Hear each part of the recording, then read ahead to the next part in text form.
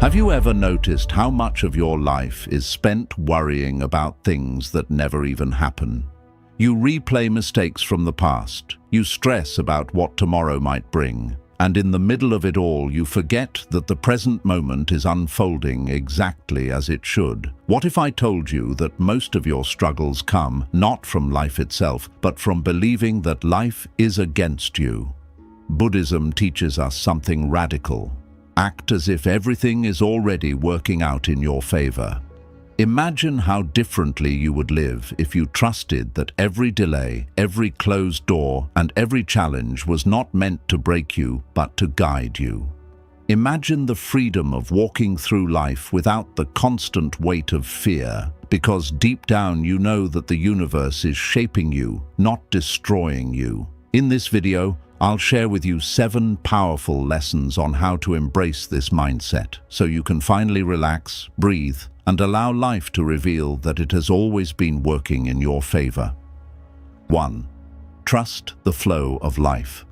Buddhism teaches us that life, much like a river, cannot be held tightly in our hands or forced into the shapes we desire. The harder you try to control every twist and turn, the more life resists you and the more frustrated you become. Think about trying to scoop up water with your hands. The tighter you squeeze, the faster it escapes through your fingers. In the same way, when you cling too strongly to how you think life should be, you lose sight of how it actually is unfolding for you. Acting as if everything is working out for you means loosening that tight grip, softening your resistance, and learning to trust the natural flow of existence. Picture yourself standing in the middle of a river. If you fight the current, you will wear yourself out, splashing, struggling, and gasping for control. Yet eventually, the water will carry you downstream anyway. But if you allow yourself to float, you conserve your energy, you feel lighter, and you begin to notice the beauty along the banks, the trees, the sky, the sound of birds, all of which you would have missed if you were too busy fighting. Life works the same way. When you resist, every challenge feels like an enemy, every delay feels like a punishment, and every unexpected turn feels like chaos. But when you trust the current, even obstacles become part of the journey, pushing you toward places you might never have chosen, but that ultimately bring you wisdom, growth, and even unexpected blessings. Trusting the flow does not mean giving up or becoming passive. It means doing your best with clarity and sincerity, then letting go of the anxious need to control the outcome. You start to see delays not as disasters, but as divine timing. A door closing is no longer the end of your story. It is a redirection towards something that fits your path better. You stop asking, "Why is this happening to me?" and begin to ask, "Where is this trying to take me?" This shift in perspective brings peace, because instead of fighting life, you begin to walk with it, allowing it to carry you where you are meant to be. When you learn to trust the flow of life, uncertainty no longer feels terrifying. It feels like an adventure. You understand that the river knows the way better than you do. Just as water always finds its way to the ocean, your life too will lead you to where you are meant to arrive. The trust you place in the flow is what transforms fear into faith, confusion into calm, and resistance into surrender. And it is in this surrender that you finally discover the deep peace you have been searching for all along. 2. Reframe every challenge as a teacher. When difficulties come into our lives, the first instinct for most people is to complain, resist, or ask, "Why me?" We feel that life is unfair, that fate is cruel, and that we are being punished for something we do not deserve. But Buddhism teaches us a different way to see challenges. Instead of looking at them as enemies that rob us of happiness, we can choose to see them as teachers that help us grow. Acting as if everything is working out for you means that even the most painful moments carry a hidden lesson waiting to be uncovered. Imagine a seed buried in the soil. For that seed to grow into a tree, it must push through the dark earth, struggle against resistance, and reach toward the sunlight. Without that struggle, the seed would never break open, and the tree would never grow. In the same way, our challenges are the pressure that cracks open our potential. Losing a job might feel devastating at first, but later you may realize it pushed you to discover a new skill, a new career, or even a life purpose you would never have pursued otherwise. A heartbreak may leave you shattered, but over time you come to understand that it taught you self-respect, boundaries, and the value of love that is genuine. Illness may weaken the body, but it often awakens compassion for others and gratitude for the simple gift of being alive. Buddhism does not tell us to deny pain. It teaches us to embrace it as part of the human experience. When you reframe challenges as teachers, you stop asking, "Why is this happening to me?" and instead ask, "What is this here to teach me?" This question transforms your suffering into wisdom. It gives meaning to your struggles and helps you rise above them with strength. Suddenly, life is not punishing you, it is guiding you. This mindset frees you from hopelessness. If every challenge is a teacher, then nothing is wasted. Not your tears, not your failures, not even your darkest nights. They all become lessons that shape your character, sharpen your wisdom, and prepare you for greater peace. By adopting this perspective, you begin to welcome challenges with courage, because you know they are here to lift you, not destroy you. The storms you once feared become classrooms, and the difficulties you once cursed become stepping stones. And when you truly see life this way, you begin to realize that everything, both joy and pain, is already working in your favor. 3. Detach from the illusion of control. One of the greatest sources of human frustration and suffering comes from the desire to control everything around us. We want life to follow our plan, people to behave the way we expect, and outcomes to match the pictures in our minds. Yet reality rarely unfolds in such a neat and predictable way. Buddhism teaches us that clinging to control is like holding on to smoke.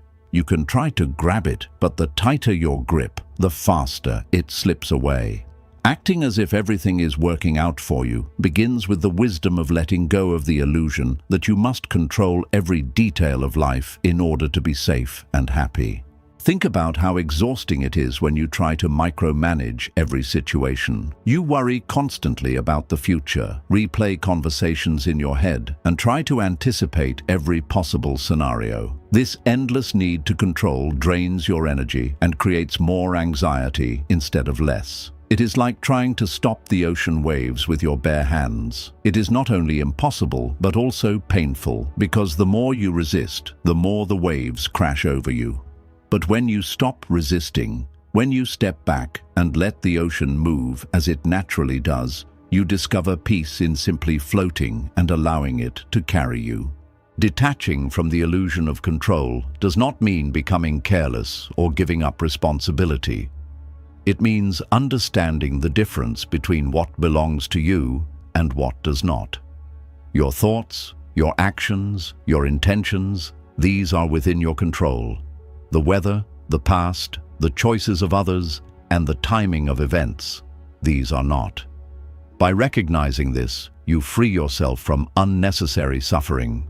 You no longer beat yourself up when things go differently than you planned, because you realize that not everything was yours to control in the first place.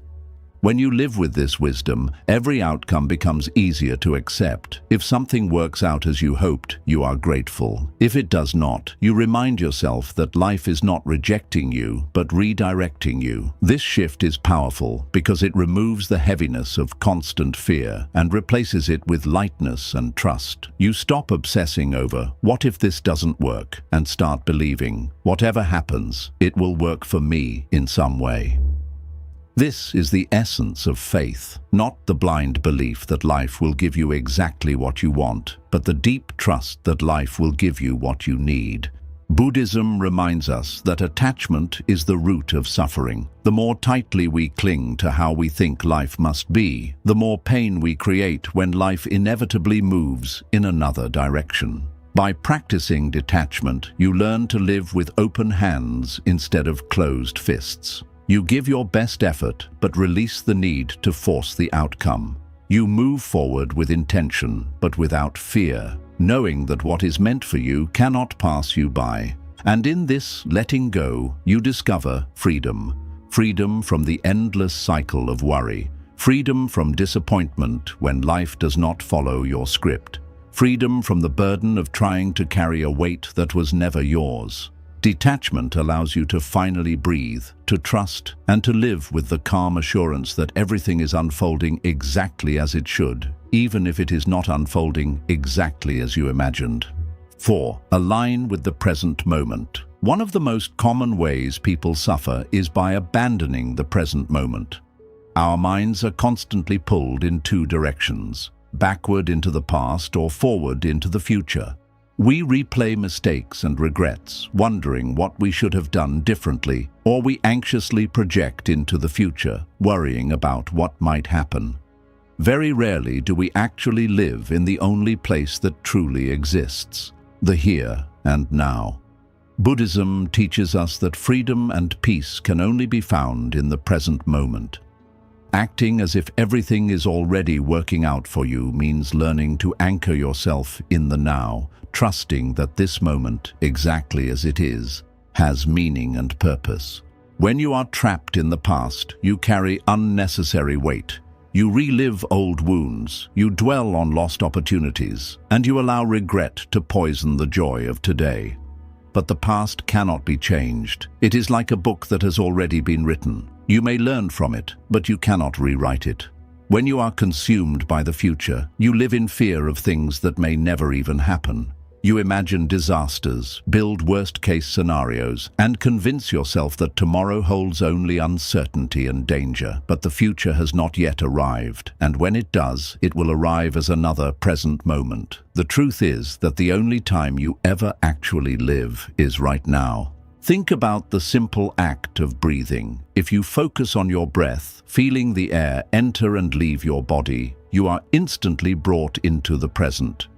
In that moment, there is no past and no future, only the rise and fall of your breath. This is why Buddhist practice emphasizes mindfulness, to train the mind to stay where life is actually happening. By aligning yourself with the present, you begin to notice things you usually overlook. The warmth of the sun on your face, the laughter of a child, the taste of your food, the silence between sounds. These small details, often ignored when the mind is elsewhere, remind you that peace is not in the next milestone or achievement. It is here, in the simplicity of now. Living in the present does not mean you stop planning for the future or learning from the past. It means you stop allowing them to control you.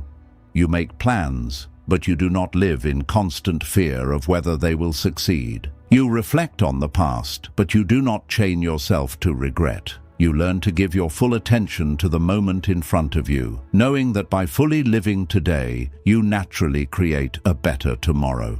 When you act as if everything is working in your favor, you trust that you do not need to rush ahead or escape into memories. The present is always enough. This alignment with the present moment brings a deep sense of relief. You stop wasting energy on what is gone or what has not yet arrived, and you begin to use that energy to actually live.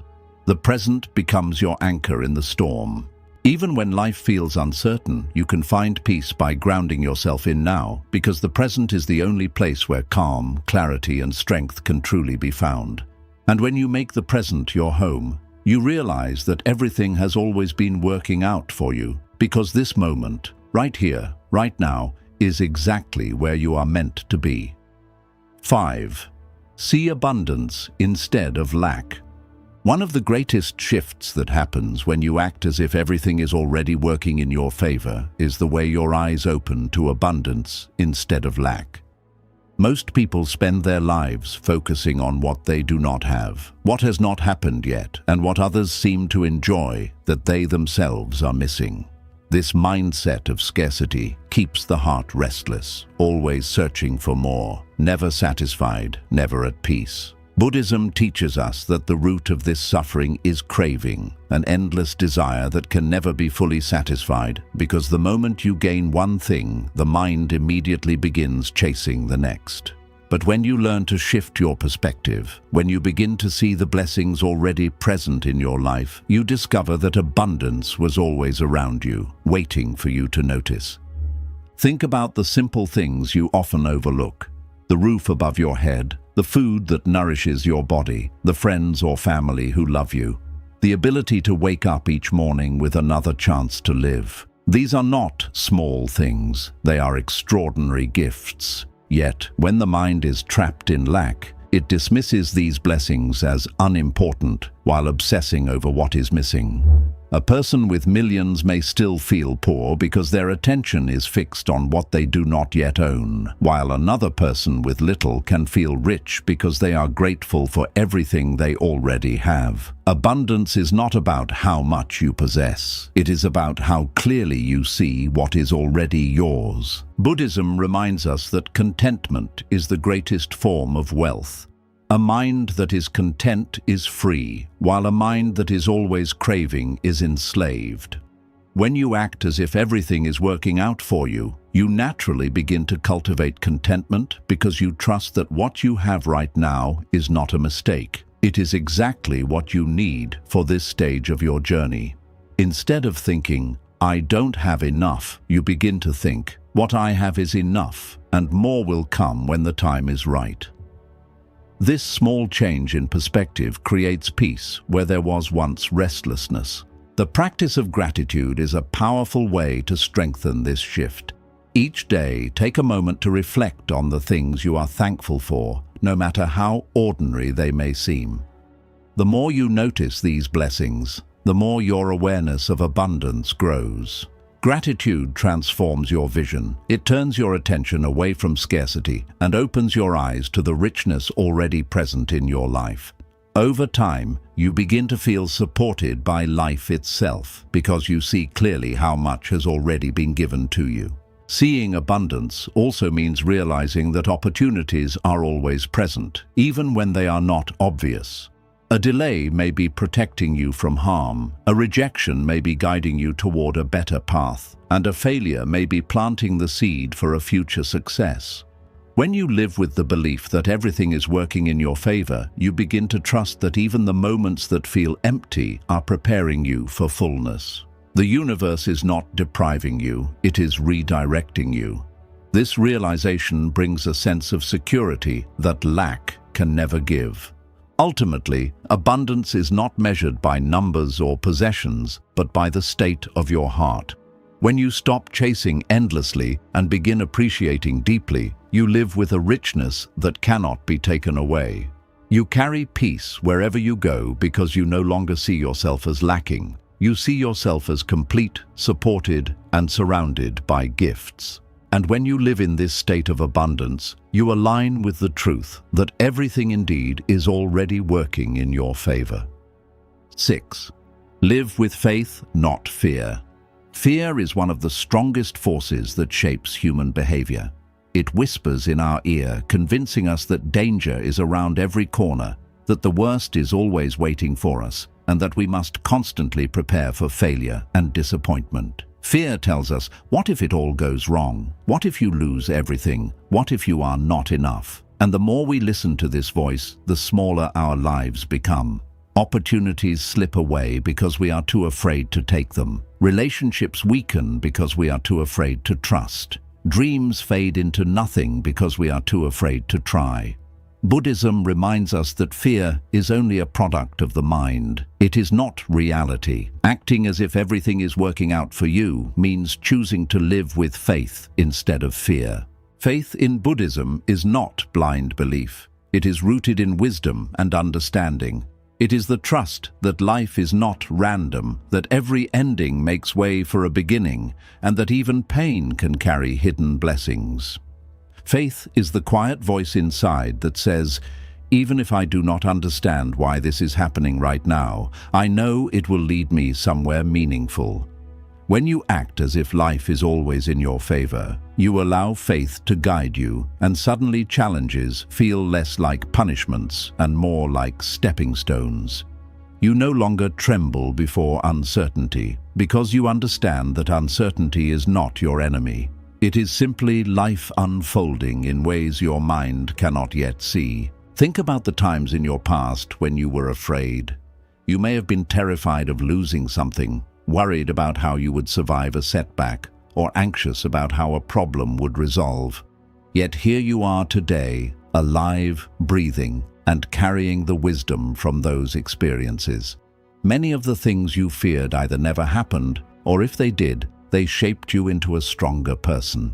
This is the proof that fear lies, while faith reveals the truth. Fear says, "You will not make it," while faith says, "You already have, and you will again." Living with faith does not mean ignoring risks or pretending that life will always be easy. It means making choices with courage rather than hesitation. It means walking forward even when the road ahead is foggy, because you trust that each step will reveal the next. Fear paralyzes, but faith mobilizes. Fear closes doors, but faith opens them. Fear makes you shrink, but faith allows you to expand. And the more you choose faith over fear, the more life responds with opportunities that align with your trust. Buddhism teaches us that much of our suffering comes from clinging to the illusion of control, and fear is a symptom of that clinging. We fear because we think we must control the outcome. But when we release this need and embrace faith, we realize that we do not need to control everything. We only need to walk with awareness and trust. Faith is the antidote to fear because it reminds us that life has never abandoned us and never will. When you live with faith, you carry a lightness inside you. You stop overthinking every possibility, and you begin to live more freely, more joyfully. You take risks, not recklessly, but with confidence that whatever happens will serve your growth. You open your heart to love, knowing that even if it ends, it will leave you wiser. You pursue your dreams, knowing that even if you stumble, you will rise again stronger. This is the power of living with faith. It turns life into a journey of discovery instead of a prison of fear. And the more you choose faith, the more you realize that everything truly is working in your favor. Even the detours, even the delays, even the losses. Faith reveals them not as signs of failure, but as pieces of a greater picture. The more you trust, the more life proves that it has always been guiding you, step by step, toward growth, peace, and awakening. Would you like me to now expand Lesson 7 in the same deep, flowing style so your full script is complete? Or do you want me to make the conclusion section long and powerful as well? Become the calm in the storm. Life will always bring storms. No matter how careful you are, no matter how much you plan, there will be moments when everything feels uncertain, when events spiral out of your control, and when you are shaken by loss, disappointment, or pain. The truth is that storms are not accidents. They are an inevitable part of living. Just as the sky cannot always remain clear, and just as the ocean cannot always remain calm, your life too will pass through seasons of turbulence. The question is not whether the storm will come, but how you will respond when it does. Most people allow themselves to be consumed by the storm. They panic, they resist, they lose themselves to fear and anger, and they drown in the very waves they could have learned to float upon. But Buddhism teaches us that it is possible to become the calm within the storm, to remain steady even when everything around you feels unstable. To act as if everything is working out for you does not mean pretending that storms do not exist. It means facing them with a heart anchored in peace. It means standing in the middle of chaos and choosing not to let it control you. Imagine the eye of a hurricane. The world outside it is violent and destructive, yet in the very center there is stillness. That stillness is your potential. It is the state of mind you can cultivate when you realize that no storm, no matter how fierce, can destroy the calm you carry within. The more you live with this understanding, the less power the storm has over you. Becoming the calm in the storm begins with perspective. Instead of asking, "Why is this happening to me?" you learn to ask, "What is this teaching me? How can this shape me?" With this shift, the storm transforms from an enemy into a teacher. Loss teaches you the preciousness of life. Failure teaches you resilience. Uncertainty teaches you to trust. Pain teaches you compassion. Every storm has a message, and if you resist less and listen more, you begin to hear it. Think about the lotus flower, one of the most important symbols in Buddhism. The lotus does not grow in pure, clean water. It grows in the mud. The deeper the mud, the stronger the lotus must rise to reach the sunlight. Your storms are like that mud. They are not there to bury you, but to give you the conditions necessary for growth. Without storms, you would never discover your true strength. Without difficulty, you would never learn patience, humility, or gratitude. When you begin to see storms this way, you stop fearing them. You stop cursing them. You begin to understand that they are part of the path working in your favor. Calmness does not mean numbness. It does not mean you feel nothing or pretend that everything is fine. It means you allow yourself to feel without being controlled by those feelings. You may feel sadness, but you do not drown in despair. You may feel fear, but you do not allow it to paralyze you. You may feel anger, but you do not let it destroy your peace.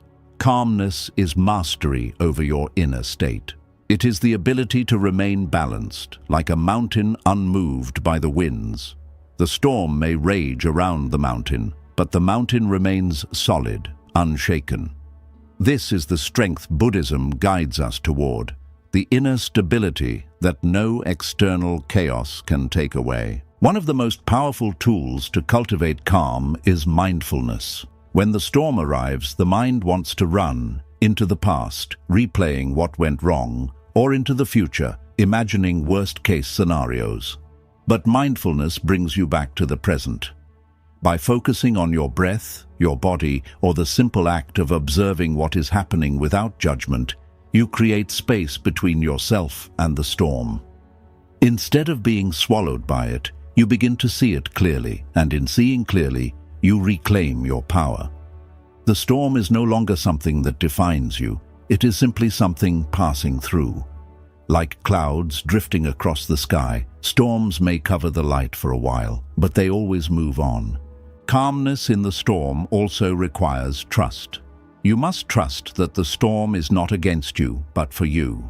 You must believe that even if you cannot see the purpose now, one day you will look back and realize that the storm gave you something precious: strength, wisdom, clarity, or compassion. This trust is what allows you to stop panicking in uncertainty. You stop grasping for control and begin to let life unfold as it must. You remind yourself, if this storm is here, it is here for a reason.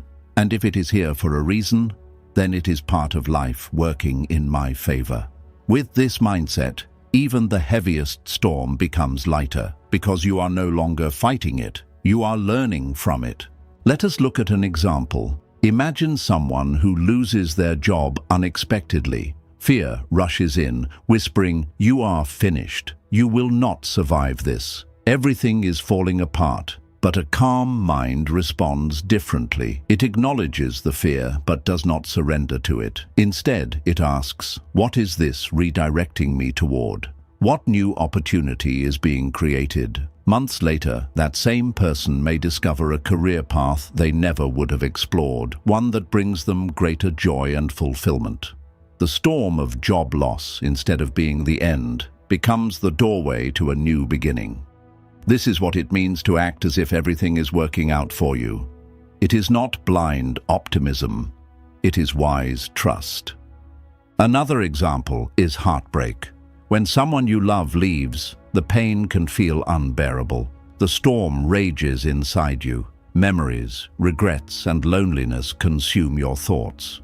But calmness teaches you not to let the storm destroy you. Instead, you begin to see that heartbreak is not only loss, it is also an opening. It shows you the strength you never knew you had. It teaches you to love yourself more deeply. It clears space in your heart for a love that is more genuine, more aligned, more lasting. What once felt like the storm that would drown you becomes the storm that washed you clean, preparing you for a brighter chapter. Calmness also protects your relationships. When storms come, people often react with anger, blame, or harsh words. These reactions damage bonds and create more suffering. But when you are calm, you do not lash out. You listen. You respond thoughtfully instead of reacting impulsively. This calm presence becomes a source of strength for those around you. Just as a steady lighthouse guides ships safely through storms, your calmness becomes a light for others, showing them that peace is possible even in difficulty. Becoming the calm in the storm requires practice. It will not happen overnight. You must train your mind daily through meditation, mindfulness, and self-awareness. Each small moment of choosing calm over chaos builds your inner strength. Each time you pause instead of reacting, breathe instead of panicking, and reflect instead of resisting, you are becoming more like the mountain, steady, unshaken, immovable. Over time, storms that once terrified you become less frightening because you know you have the ability to face them. And perhaps the most profound truth is this: storms will always pass. No matter how fierce, no matter how long they last, they do not last forever. Pain softens, fear fades, confusion clears. The storm cannot outlast you if you remain grounded. By becoming the calm in the storm, you not only survive, you grow. You rise from it wiser, stronger, and more at peace than before. To live as if everything is working out for you means carrying this calmness wherever you go. It means trusting that even the storms are shaping you into who you are meant to become. It means refusing to let chaos steal your peace, because you know peace is not something given by the world. It is something you cultivate within. And when you become the calm in the storm, you become unshakable. You no longer fear the storms of life, because you have learned that they do not come to destroy you, they come to awaken you. Surrender to the wisdom of impermanence. One of the deepest teachings in Buddhism is the truth of impermanence, the understanding that nothing in life remains fixed, and everything is constantly changing. Every sunrise eventually fades into sunset. Every flower eventually wilts. Every breath we take is followed by another, and every moment passes into the next. This truth can feel frightening if we cling too tightly to what we love or resist too strongly what we fear. Yet, when you learn to surrender to impermanence, you discover that it is not an enemy, but a source of profound freedom. To act as if everything is working out for you means not only trusting the flow of life, but also embracing its constant changes. Knowing that impermanence is not here to rob you, but to guide you toward growth, renewal, and deeper peace. At first, impermanence may seem cruel. You may ask, if nothing lasts forever, how can I ever feel safe? How can I hold on to happiness if it will eventually fade? But this question is born from a misunderstanding. Impermanence does not mean that happiness is meaningless. It means that happiness is precious. Imagine if flowers bloomed forever, never fading, never changing. Eventually, you would stop noticing their beauty. It is precisely because they bloom for only a short while that their presence feels magical, that their fragrance feels like a gift, and that their beauty can move you to tears. The same is true of life itself. The fleeting nature of moments makes them meaningful. To understand impermanence is to understand that every experience, every person, and every season of life carries a unique beauty precisely because it will not last forever. This truth is especially powerful during times of suffering. When you are in pain, when your heart feels heavy, or when your path seems dark, impermanence becomes a source of comfort. It whispers to you, "This too shall pass." No storm lasts forever. No wound remains unhealed. No night goes on without end. The Buddhist perspective teaches us that everything changes, and just as joy does not remain forever, neither does sorrow. Even in your darkest moments, there is light waiting to emerge, because change is the nature of life. By surrendering to this truth, you stop clinging to pain as if it will define you forever. You learn to hold your suffering gently, knowing that it too is temporary, that it too will one day transform into something new. Surrendering to impermanence also changes the way you relate to the people you love. Many of us cling tightly to relationships, terrified of losing them, and in that fear we suffocate the very love we are trying to preserve. But when you understand impermanence, you realize that love is not about holding on forever. It is about cherishing fully while it is here. You stop taking people for granted because you know their presence is a blessing, not a guarantee. You say, "I love you" more often, you listen more deeply, you forgive more easily, because you know that each interaction is precious. Impermanence does not diminish love, it deepens it. It teaches you to live with an open heart, to give generously, and to value every moment with those who matter most. In the same way, impermanence frees you from clinging to material possessions, achievements, or status. No matter how much you accumulate, nothing external can remain with you forever.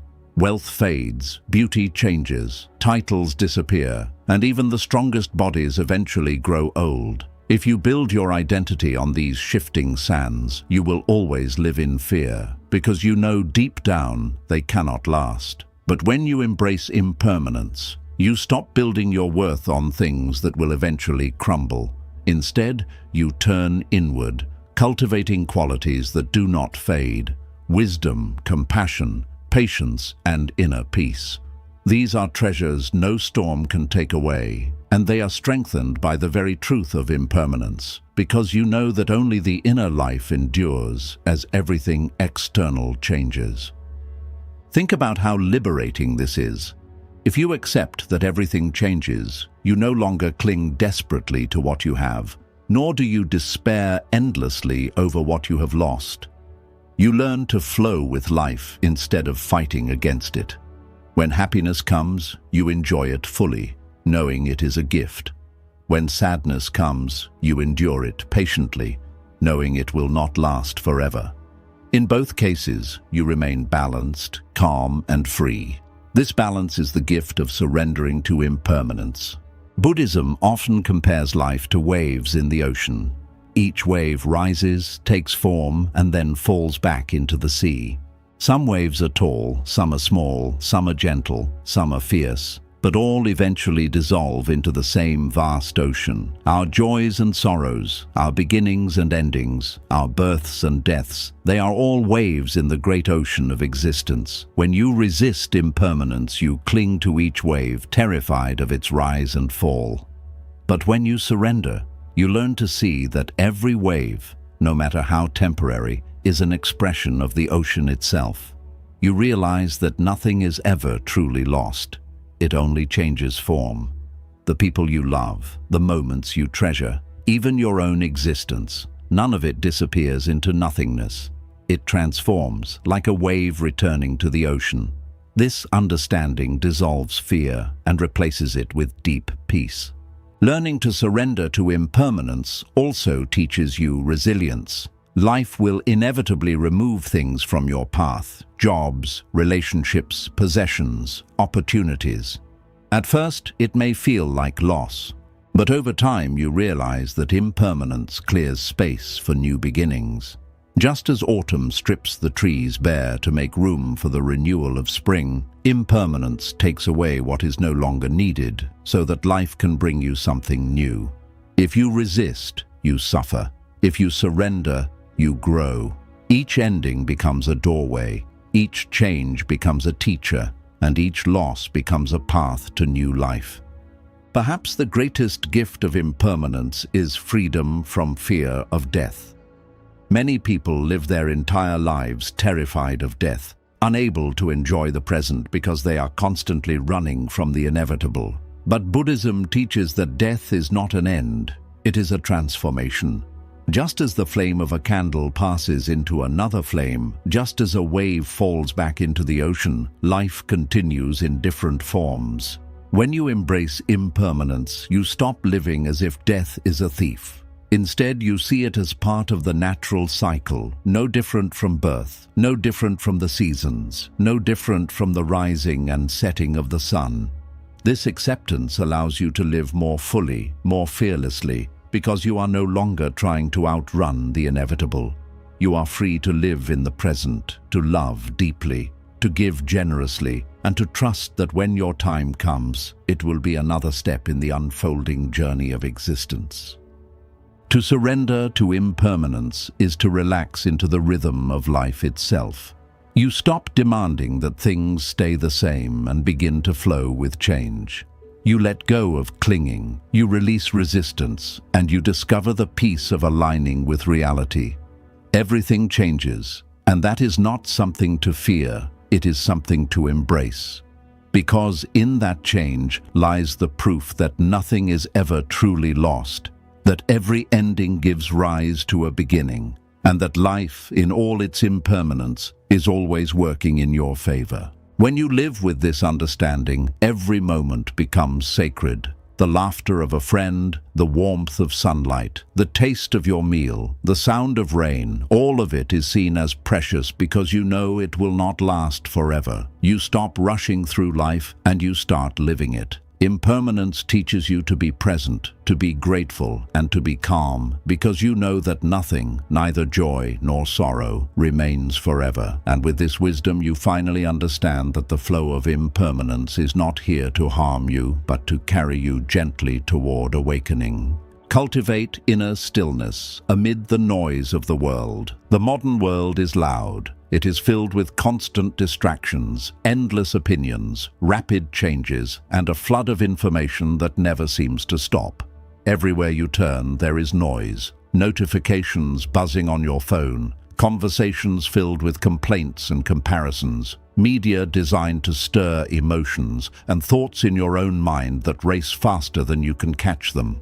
Most people do not realize how much this noise steals from them. It robs them of clarity, weakens their focus, drains their energy, and keeps them in a state of restless dissatisfaction. Yet Buddhism teaches that within every human being, there is a place untouched by the noise, a space of profound stillness.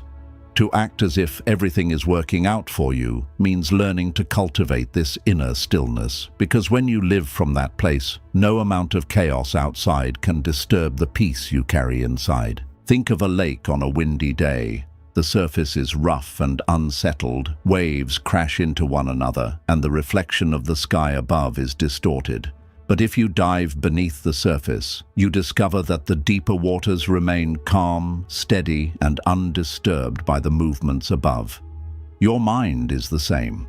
On the surface, there may be noise, confusion, and turbulence. But if you learn to go deeper within yourself, you find stillness. And it is in that stillness where wisdom, strength, and true peace reside. Cultivating inner stillness does not mean escaping the world or running away from responsibility. It means creating a steady center within yourself that you can return to no matter what is happening around you. In Buddhism, this is often compared to the mountain that remains unmoved even as storms rage around it. The mountain does not control the storm, nor does it fear it. It simply stands, rooted and steady. When you cultivate stillness, you become like that mountain. The noise may continue, but it no longer controls you. The first step toward stillness is awareness. Most people are not even aware of how much noise they are carrying. Their minds run endlessly, jumping from one thought to another, reacting to every emotion, and absorbing the energy of everyone around them. But when you begin to notice this, when you pause and observe the restlessness of your own mind, you create space. That space is the doorway to stillness. It is the moment you realize, I am not my thoughts. I am the one who notices my thoughts. This simple recognition loosens the grip of noise. One of the most powerful tools for cultivating stillness is meditation. In meditation, you sit quietly and allow the mind to settle, much like mud sinking to the bottom of water. At first, the mind resists. It throws up distractions, worries, and urges to move. But if you remain patient, if you continue to sit and breathe, the mind gradually begins to quiet. Thoughts slow down, the noise softens, and beneath it, you begin to feel a calm presence that has always been there. This presence is not created by meditation. It is revealed through it.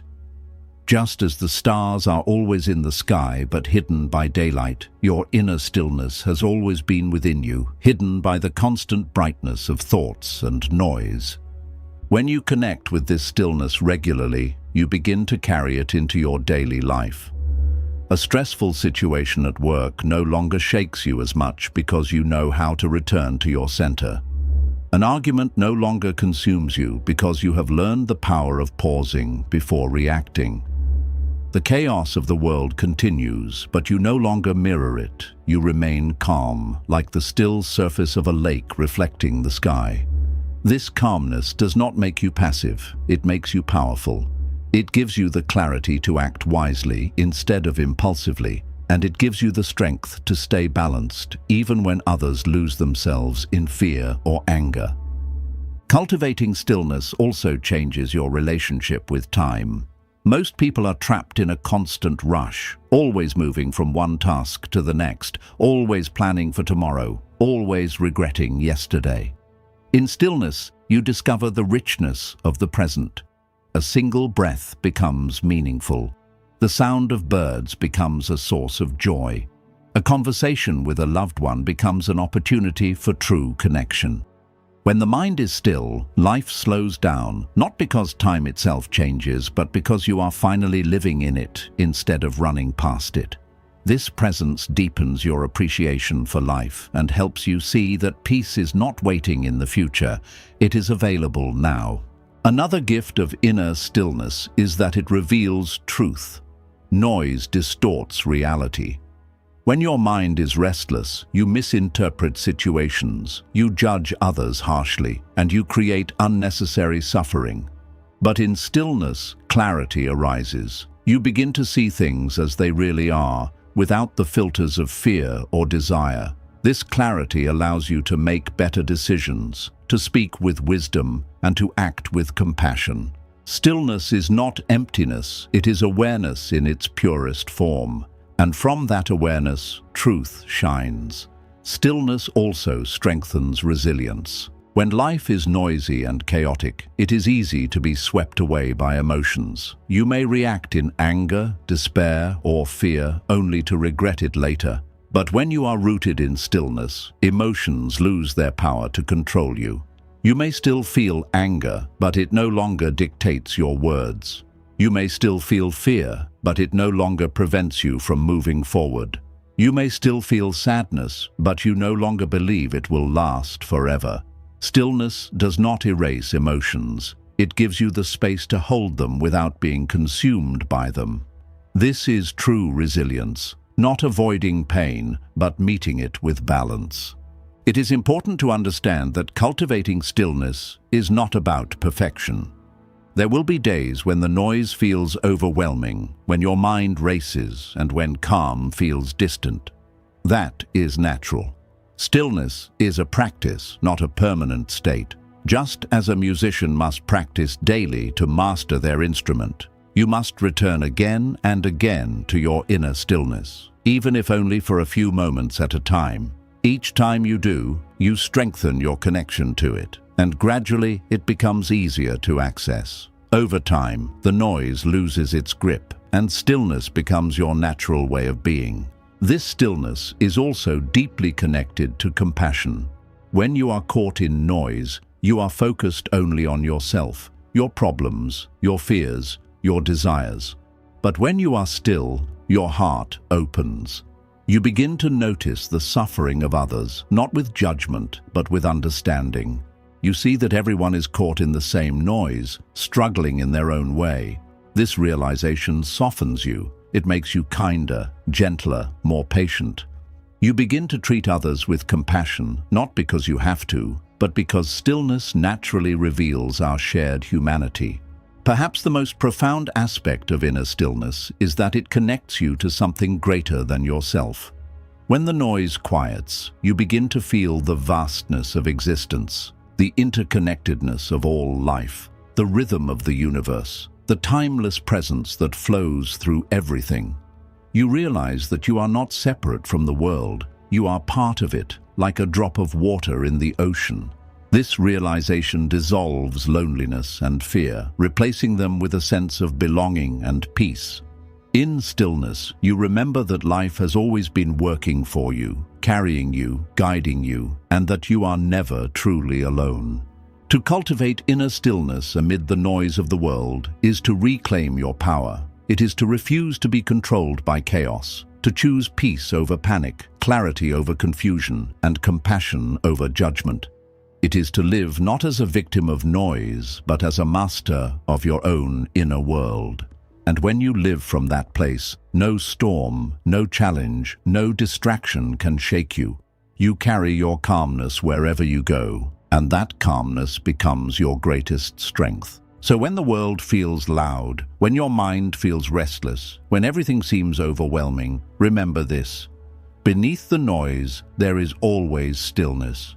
You do not have to create it. You only have to uncover it. Return to your breath. Return to your center. Return to the stillness that has always been within you. In that place, you will find peace. And in that peace, you will know that everything is and always has been working in your favor. Walk with unshakable trust in the path. Every journey in life begins with a single step, yet most people hesitate to take that step because they fear where the path might lead. They worry about whether they are making the right choice, whether they will fail, or whether life will betray them if they dare to move forward. This hesitation is born from a lack of trust. Without trust, every decision feels heavy, every obstacle feels unbearable, and every unknown feels terrifying. But Buddhism teaches us that life is not something to fear, it is something to trust. To act as if everything is working out for you means to walk with unshakable trust in the path, even when you cannot see the destination, even when the road bends into darkness, and even when the ground feels unsteady beneath your feet. Trusting the path does not mean that the journey will always be smooth. There will be mountains to climb, valleys to cross, and storms to endure. But trust reminds you that none of these are mistakes. They are part of the journey itself. Just as a traveler must sometimes pass through difficult terrain to reach a place of beauty, you too must face challenges as part of your growth. When you trust, you stop treating obstacles as punishments and begin to see them as necessary steps guiding you forward. You understand that the path is wiser than your fear and that life has a way of preparing you for what is ahead, even if you do not realize it in the moment. Think about how a seed grows into a tree. The seed does not know what the sun looks like, nor can it predict how tall it will one day stand. Yet it trusts the process. It pushes through the soil, even in darkness, because it follows an inner knowing that there is light waiting above. If the seed resisted the process, if it doubted and refused to move, it would never grow. You are the same. When you walk with trust, you follow the quiet wisdom within you that says, "Keep going, the light is ahead." Without trust, you stay buried in the soil of fear, never breaking through into the life you were meant to live. Trust also means letting go of the constant need to know every answer before you act. Many people paralyze themselves with endless questions. What if this doesn't work? What if I fail? What if people judge me? What if I make the wrong choice? But the truth is, you cannot predict everything. Life is too vast, too mysterious, to be fully mapped out in advance. To trust the path means to step forward even without perfect knowledge, to believe that clarity will come as you move, not before. The road reveals itself to the walker, not to the one who stands still. Each step you take builds the path beneath your feet, and trust is what gives you the courage to take that step without needing to see the entire map. In Buddhism, this trust is often compared to crossing a river by stepping on stones. From the shore, you cannot see every stone that will carry you across. You see only the next one. If you demand to see the entire crossing before you begin, you will stay on the shore forever. But if you trust and step onto the stone in front of you, the next stone appears, and then the next, until you safely reach the other side. This is the essence of walking with trust. You may not see the whole journey, but you can always see the next step, and that is enough. Trust also transforms the way you see failure. Without trust, failure feels final. It feels like proof that you were wrong to try. But with trust, failure becomes feedback. It becomes part of the path shaping you. Just as a child falls many times before learning to walk, you too must stumble on your journey. But those stumbles are not the end. They are the practice that builds your strength, balance, and resilience. Trust allows you to fall without despair, because you know the fall is not a rejection of your path. It is a part of it. Each mistake is a teacher, each setback is a redirection, and each failure is a stepping stone. With trust, you stop fearing failure, because you know it is simply the path teaching you how to walk. Walking with trust also frees you from the burden of comparison. When you lack trust, you look at the paths of others and wonder if you are behind, if you are missing out, or if you chose wrongly. But Buddhism reminds us that each person's path is unique, like rivers flowing in different directions, yet all leading to the same ocean. Trusting your path means no longer comparing your journey to someone else's, because you understand that their road is not yours to walk. You are exactly where you need to be, and the lessons you are learning are exactly the ones meant for you. This trust brings peace, because you stop rushing to match others and begin walking at the pace of your own life. Trust also means surrendering the illusion that you are walking alone. Many times you may feel isolated in your struggles, as though no one understands, as though the burden is entirely yours to carry. But when you trust the path, you begin to notice that help has always been present, whether through the kindness of a stranger, the support of a friend, or the quiet strength of your own inner resilience. The Buddhist teaching of interdependence reminds us that everything is connected. You are not a solitary traveler. You are part of a vast web of existence that supports you in ways you may not always see. Trust helps you recognize that the path itself is alive, guiding you, carrying you, and providing what you need, even when you cannot explain how.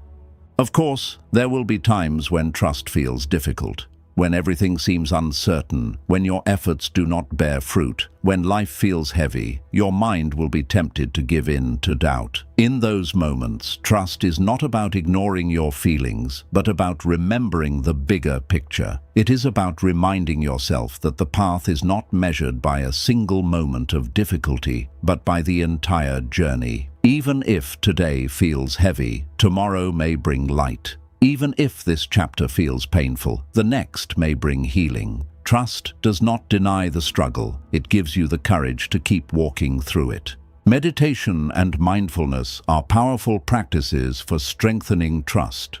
When you sit in stillness, observing your breath, you are practicing trust in its simplest form. You trust that the next breath will come without you forcing it. You trust that your body knows how to breathe, how to heal, how to carry you. This small act of trust, repeated daily, trains your mind to carry that same trust into larger aspects of life. Over time, you begin to trust not just your breath, but your path. You trust that life, like the breath, will continue to move, to change, to carry you forward, whether you worry or not. Walking with unshakable trust does not mean ignoring difficulties or pretending that life is always easy. It means standing firm in the belief that life is not against you, even when it challenges you. It means moving forward with the quiet confidence that every step, no matter how uncertain, is leading you where you need to be. Trust is not about avoiding storms. It is about knowing you will not drown in them. Trust is not about having no fears. It is about choosing to walk despite them. Trust is not about certainty. It is about courage in uncertainty. When you cultivate this trust, your life changes.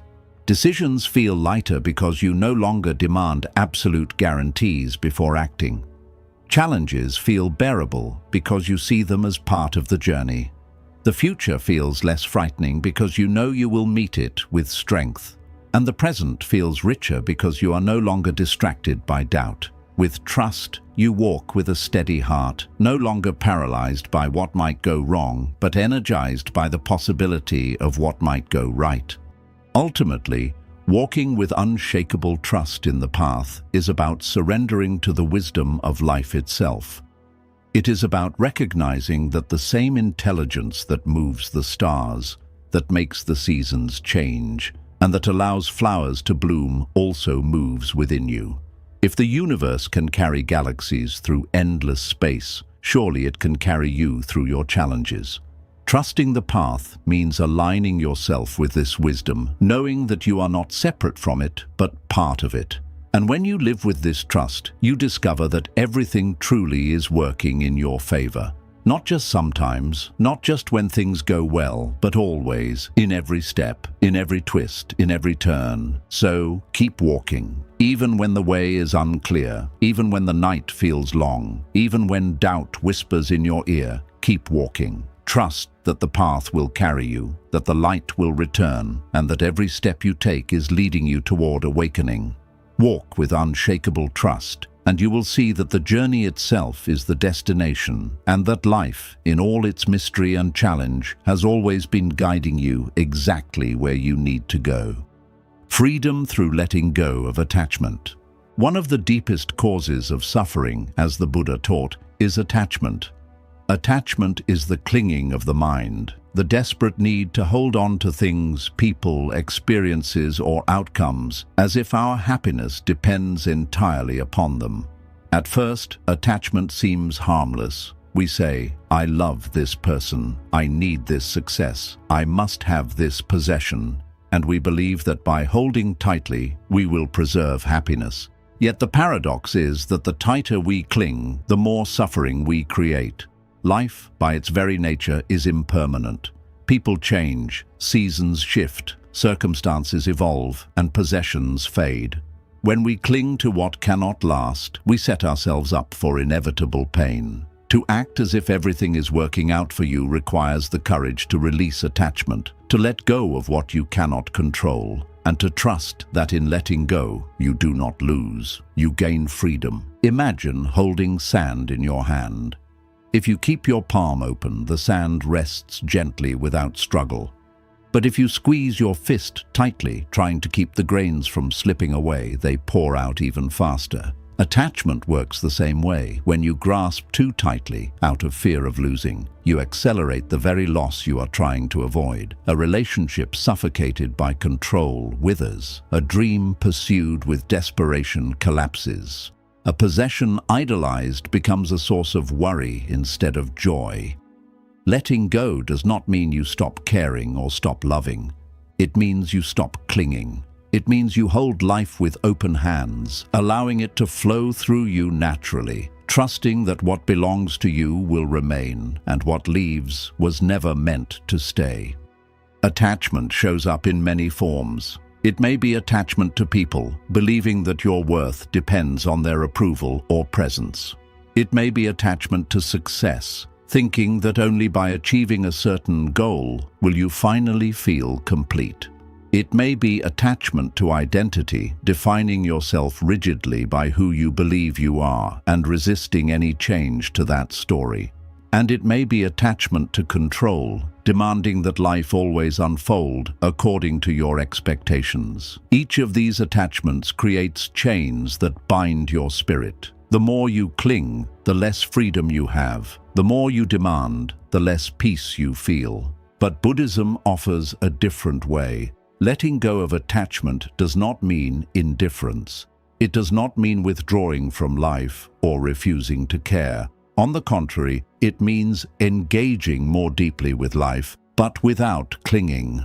It means loving fully while knowing love cannot be possessed. It means enjoying success without letting it define you. It means embracing your identity while remaining open to growth. It means making plans without being enslaved by outcomes. When you release attachment, you discover a paradox. You enjoy life more, not less. Because instead of living in fear of losing, you live in gratitude for what is. Consider how this changes relationships. When you are attached, you say, "I need this person to act a certain way so I can be happy." You try to mold them, control them, or cling to them. But love bound by attachment is not love, it is possession.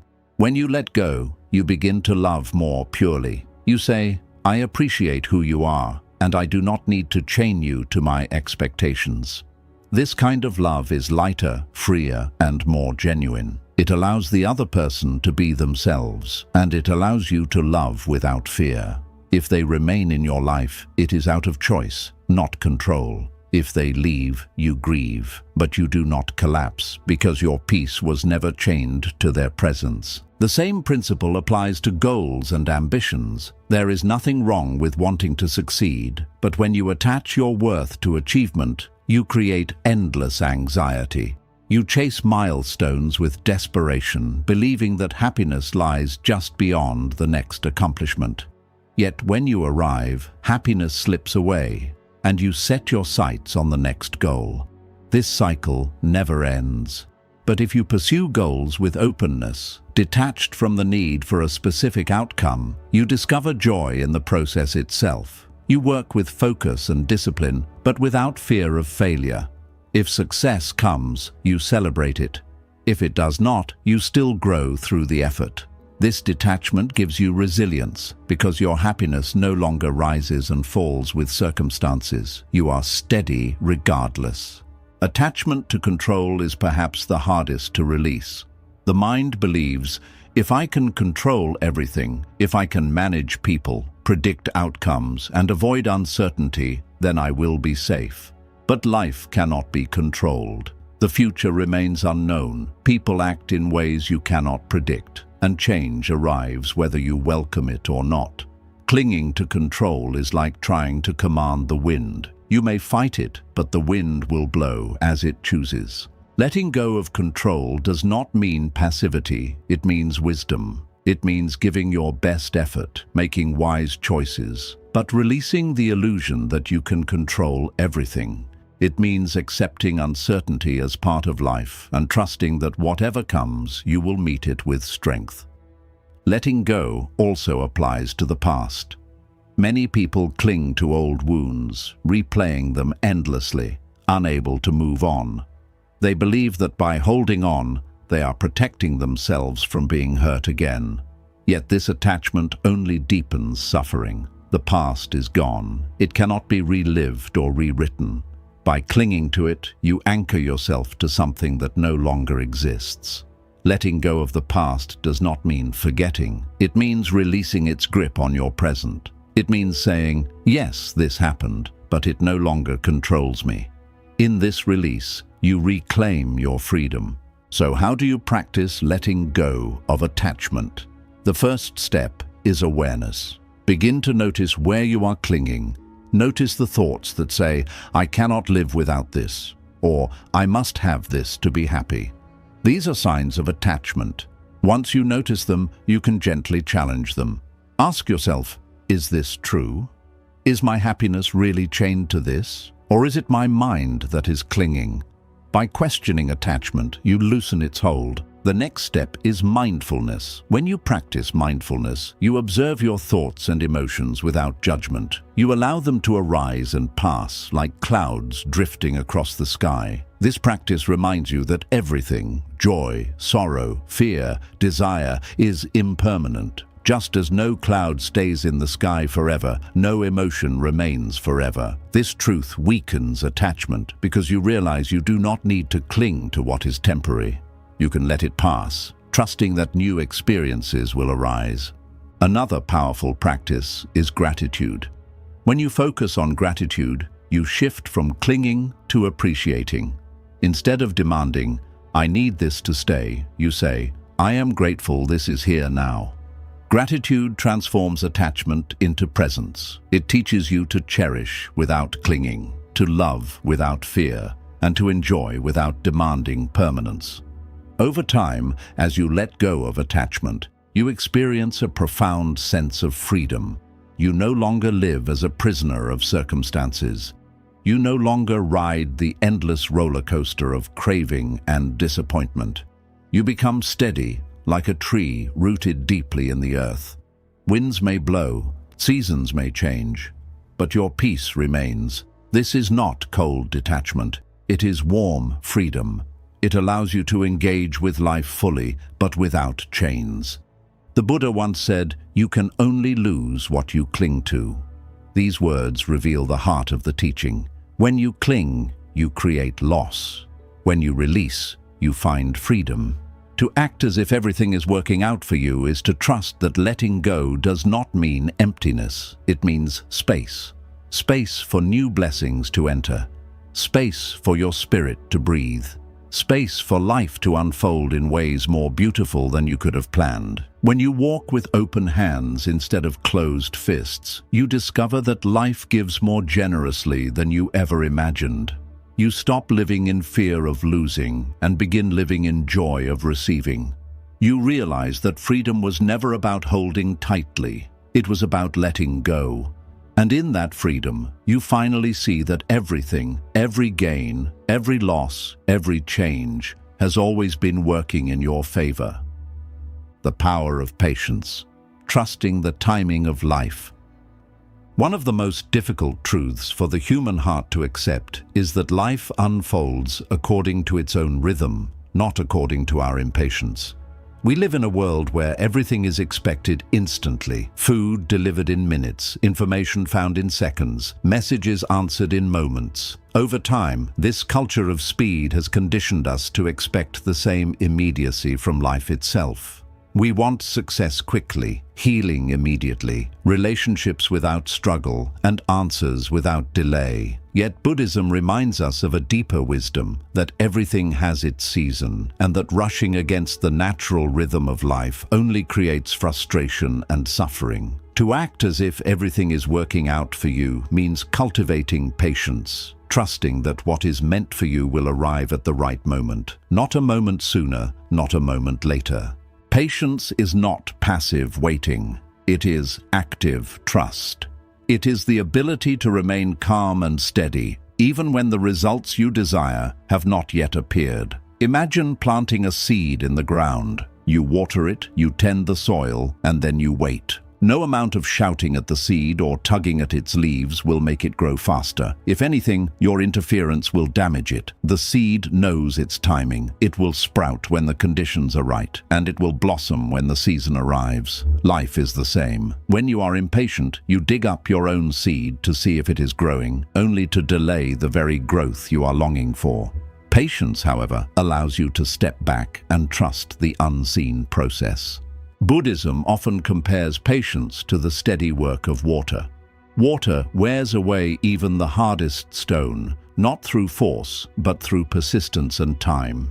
It does not rush, yet it transforms mountains.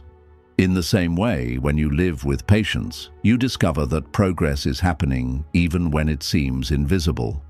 Just because you cannot see results today does not mean nothing is happening beneath the surface. Like water shaping rock, your efforts, your choices, and your steady presence are quietly shaping your life, preparing the breakthroughs that will come when the time is right. Impatience comes from fear.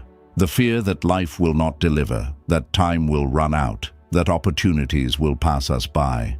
This fear makes us restless, always pushing, always doubting, always demanding results on our own schedule.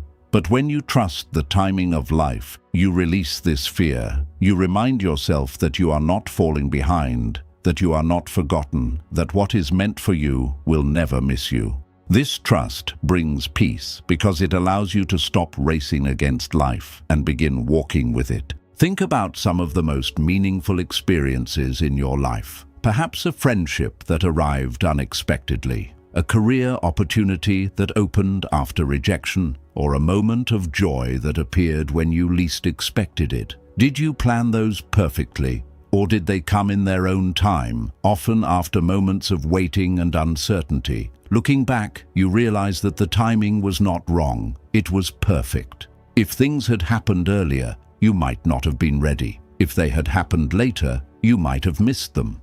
But they came exactly when you needed them. This is the wisdom of patience. It reveals that life has always been on time, even when you did not understand it in the moment. Patience also protects your relationships. Many conflicts arise because we demand others to change instantly, to meet our expectations right away, to grow according to our schedule. But human beings, like flowers, bloom in their own time. Just as you cannot rush a rose to blossom, you cannot rush someone's personal growth, healing, or transformation. When you practice patience with others, you create space for them to grow naturally. This patience is an act of compassion. It says, I trust your journey. I do not need to force you to be where I think you should be. In this way, patience deepens love, because it allows you to accept people as they are, while supporting who they are becoming. Patience also transforms your relationship with yourself. Many people are harsh with themselves, demanding quick results, criticizing every mistake, and becoming frustrated when growth feels slow. But self-transformation is not instant. Habits take time to change, wounds take time to heal, and wisdom takes time to ripen. When you practice patience with yourself, you replace harsh judgment with gentle encouragement. You say, I am a work in progress, and that is okay. This kindness toward yourself allows you to keep moving forward, even when progress feels small. With patience, you no longer measure your worth by how quickly you arrive. You honor the journey itself.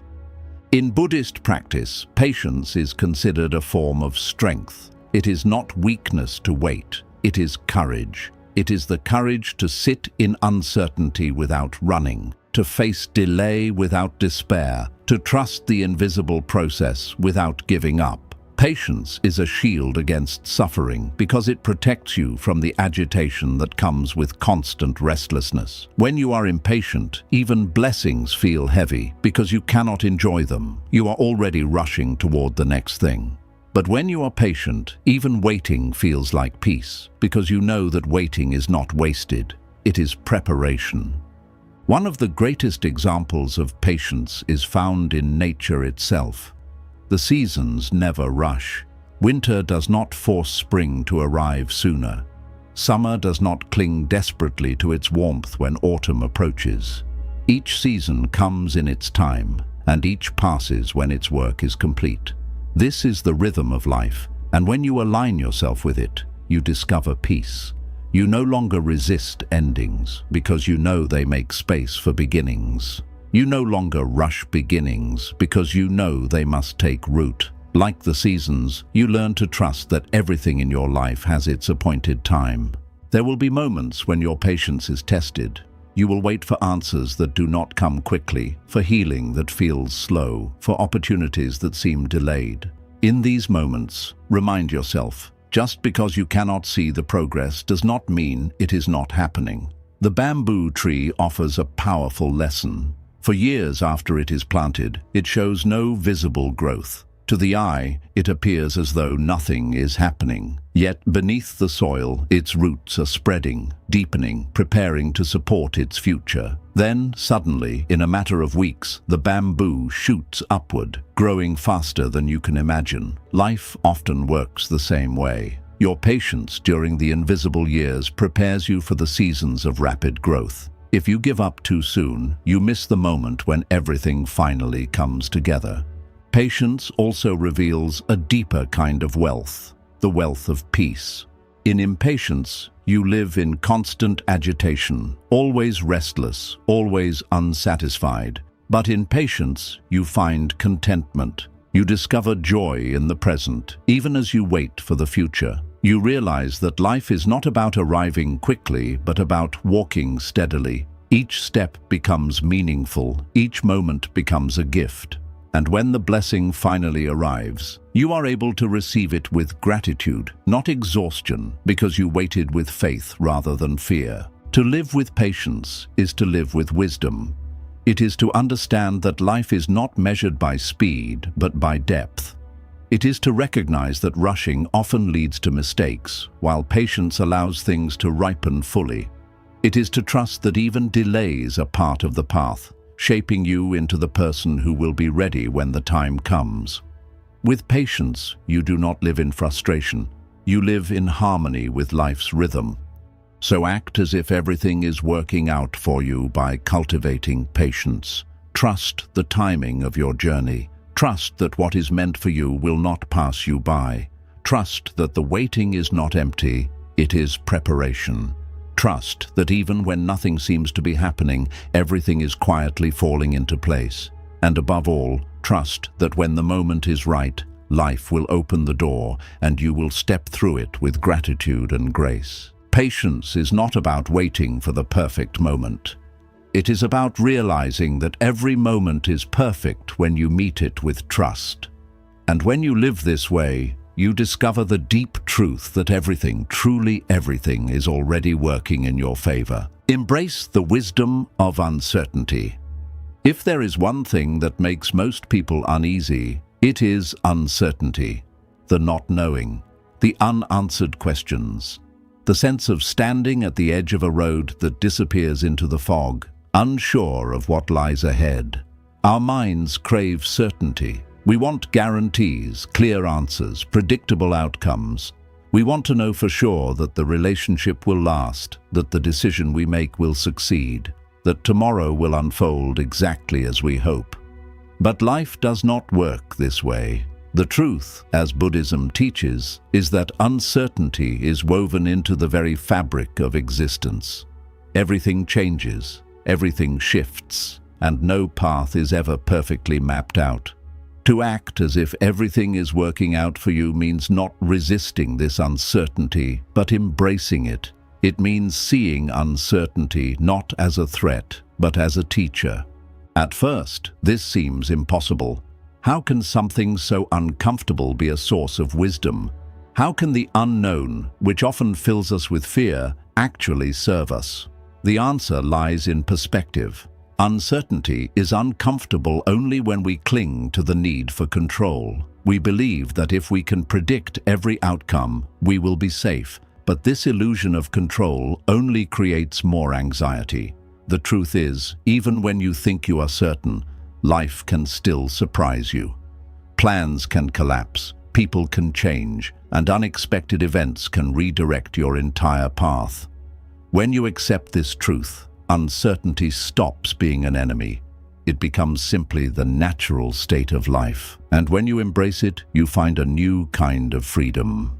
Think about a journey through the mountains. If the road were perfectly straight and predictable, the trip would be boring, lifeless. But when the road twists and turns, when it leads you to unexpected views, when you round a corner and suddenly see a breathtaking valley spread before you, that is when the journey becomes alive. Life's uncertainty works the same way. The very things you cannot predict are often the things that bring you the greatest joy, the deepest lessons, the most profound transformations. If everything were certain, life would lose its mystery. It is uncertainty that makes life meaningful, that keeps the heart humble, and that awakens the spirit to possibilities beyond imagination. Uncertainty also teaches humility. When we admit that we do not know everything, we open ourselves to learning. When we recognize that the future cannot be controlled, we open ourselves to growth.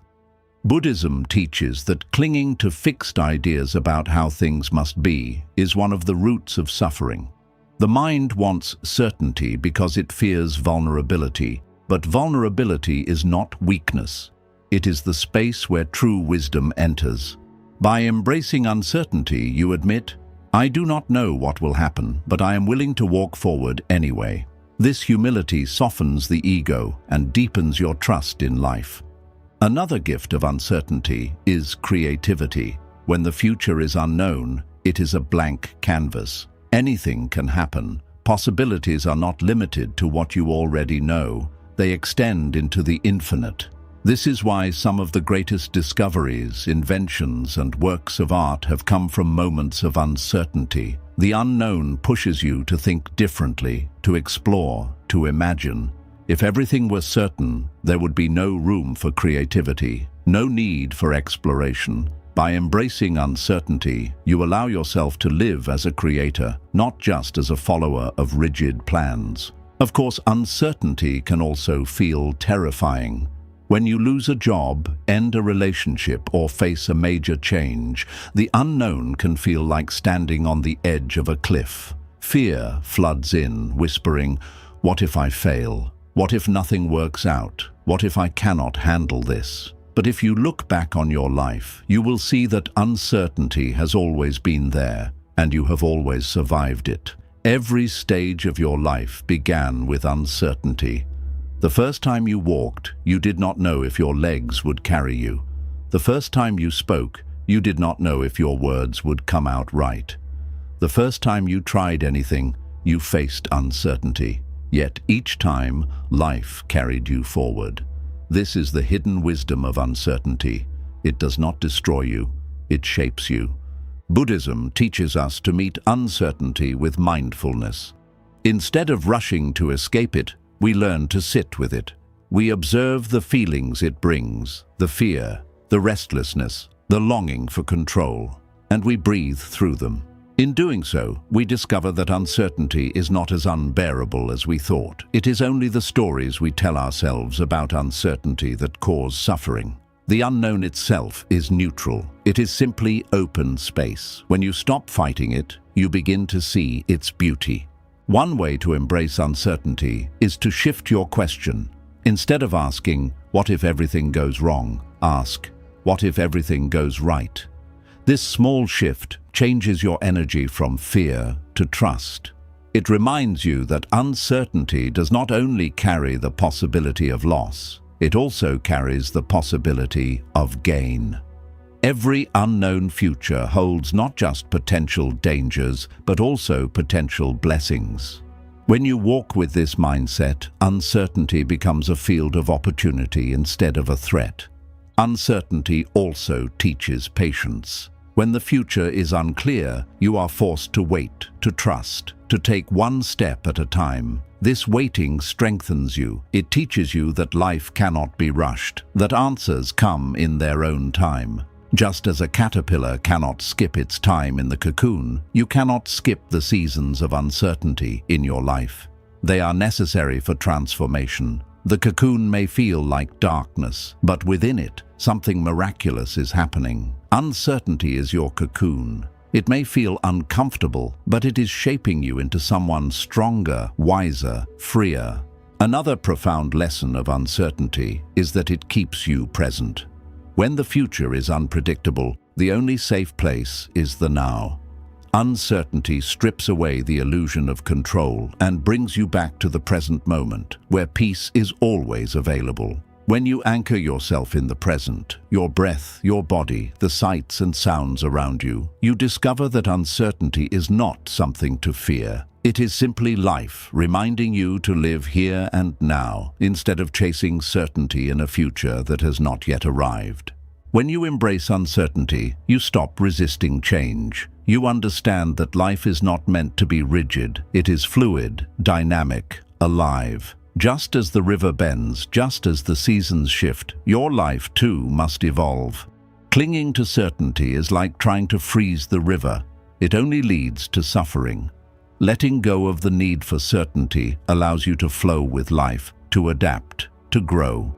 This adaptability is one of the greatest strengths you can develop. It allows you to meet every moment with openness, saying, "I may not know what will happen, but I trust I will be okay." Uncertainty also teaches faith, not blind faith, but wise faith. It teaches you to trust that life has carried you this far and will continue to carry you. It teaches you to trust that even when you cannot see the road ahead, the path is unfolding as it should. This faith is not about denying difficulty. It is about believing that difficulty itself is part of the journey working in your favor. The more you embrace uncertainty, the less power fear has over you. Fear thrives on the unknown. It whispers endless what-ifs to keep you frozen. But when you face uncertainty directly and accept it, fear loses its grip.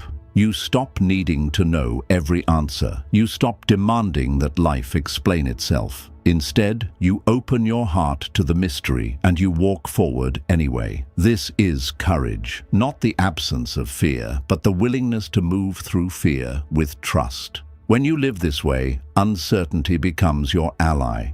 Instead of being paralyzed by it, you are energized by it. Instead of shrinking, you expand. You begin to see life as an adventure, full of surprises, full of possibilities. You understand that certainty is not where growth happens. It is in the unknown that you truly discover yourself. And you realize that every moment of uncertainty you have faced in the past has prepared you for the strength you carry today. To embrace the wisdom of uncertainty is to live with openness, with humility, with courage. It is to trust that you do not need all the answers to take the next step. It is to accept that life will always be unpredictable and to see that unpredictability as a gift. And when you live this way, you discover that uncertainty is not a curse. It is proof that life is alive, dynamic, and working in your favor. So the next time you find yourself in the fog of the unknown, do not despair, breathe, trust, take one step, and remind yourself, uncertainty is not here to harm you. It is here to awaken you, to free you, to remind you that the path does not need to be visible for you to keep walking. Embrace uncertainty, and you will find not only peace, but also the profound realization that everything, even the unknown, is already working out for you. Harmony with the present. Stop waiting to begin living. One of the greatest illusions the human mind creates is the idea that happiness lies somewhere in the future, waiting for us to arrive. We tell ourselves, I will be at peace when I earn more money. I will be fulfilled when I achieve success. I will feel complete when I find love. I will finally live when things settle down. But life is not waiting in the distance. Life is here in this very breath, in this very moment. Buddhism teaches us that the present is the only reality. The past is gone. The future has not yet come, and the present is all we truly have. To act as if everything is working out for you means learning to live in harmony with the present, to stop postponing your life, and to embrace the truth that this moment is already enough. Most people are caught in a cycle of waiting. They live as if life will start once certain conditions are met. But this waiting is endless because the mind always invents new conditions. The person who waits to be happy after gaining wealth discovers that wealth alone cannot satisfy them, so they set a new goal, waiting again. The person who waits for the perfect partner to bring them peace may find love, yet still feel restless inside. The cycle continues because happiness does not come from the future, it comes from presence. When you live only for tomorrow, you miss the beauty, the lessons, and the opportunities of today. Think of a traveler carrying a lantern. If they focus only on the distant horizon, they stumble in the darkness, blind to the ground beneath their feet. But if they use their lantern to light the path directly in front of them, they walk steadily, safely, and with awareness. The present is your lantern. It illuminates the ground you stand on, showing you where to step next. If you ignore it, always straining to see the distant future, you stumble. But when you focus on the light of now, you move gracefully, and the path reveals itself as you walk.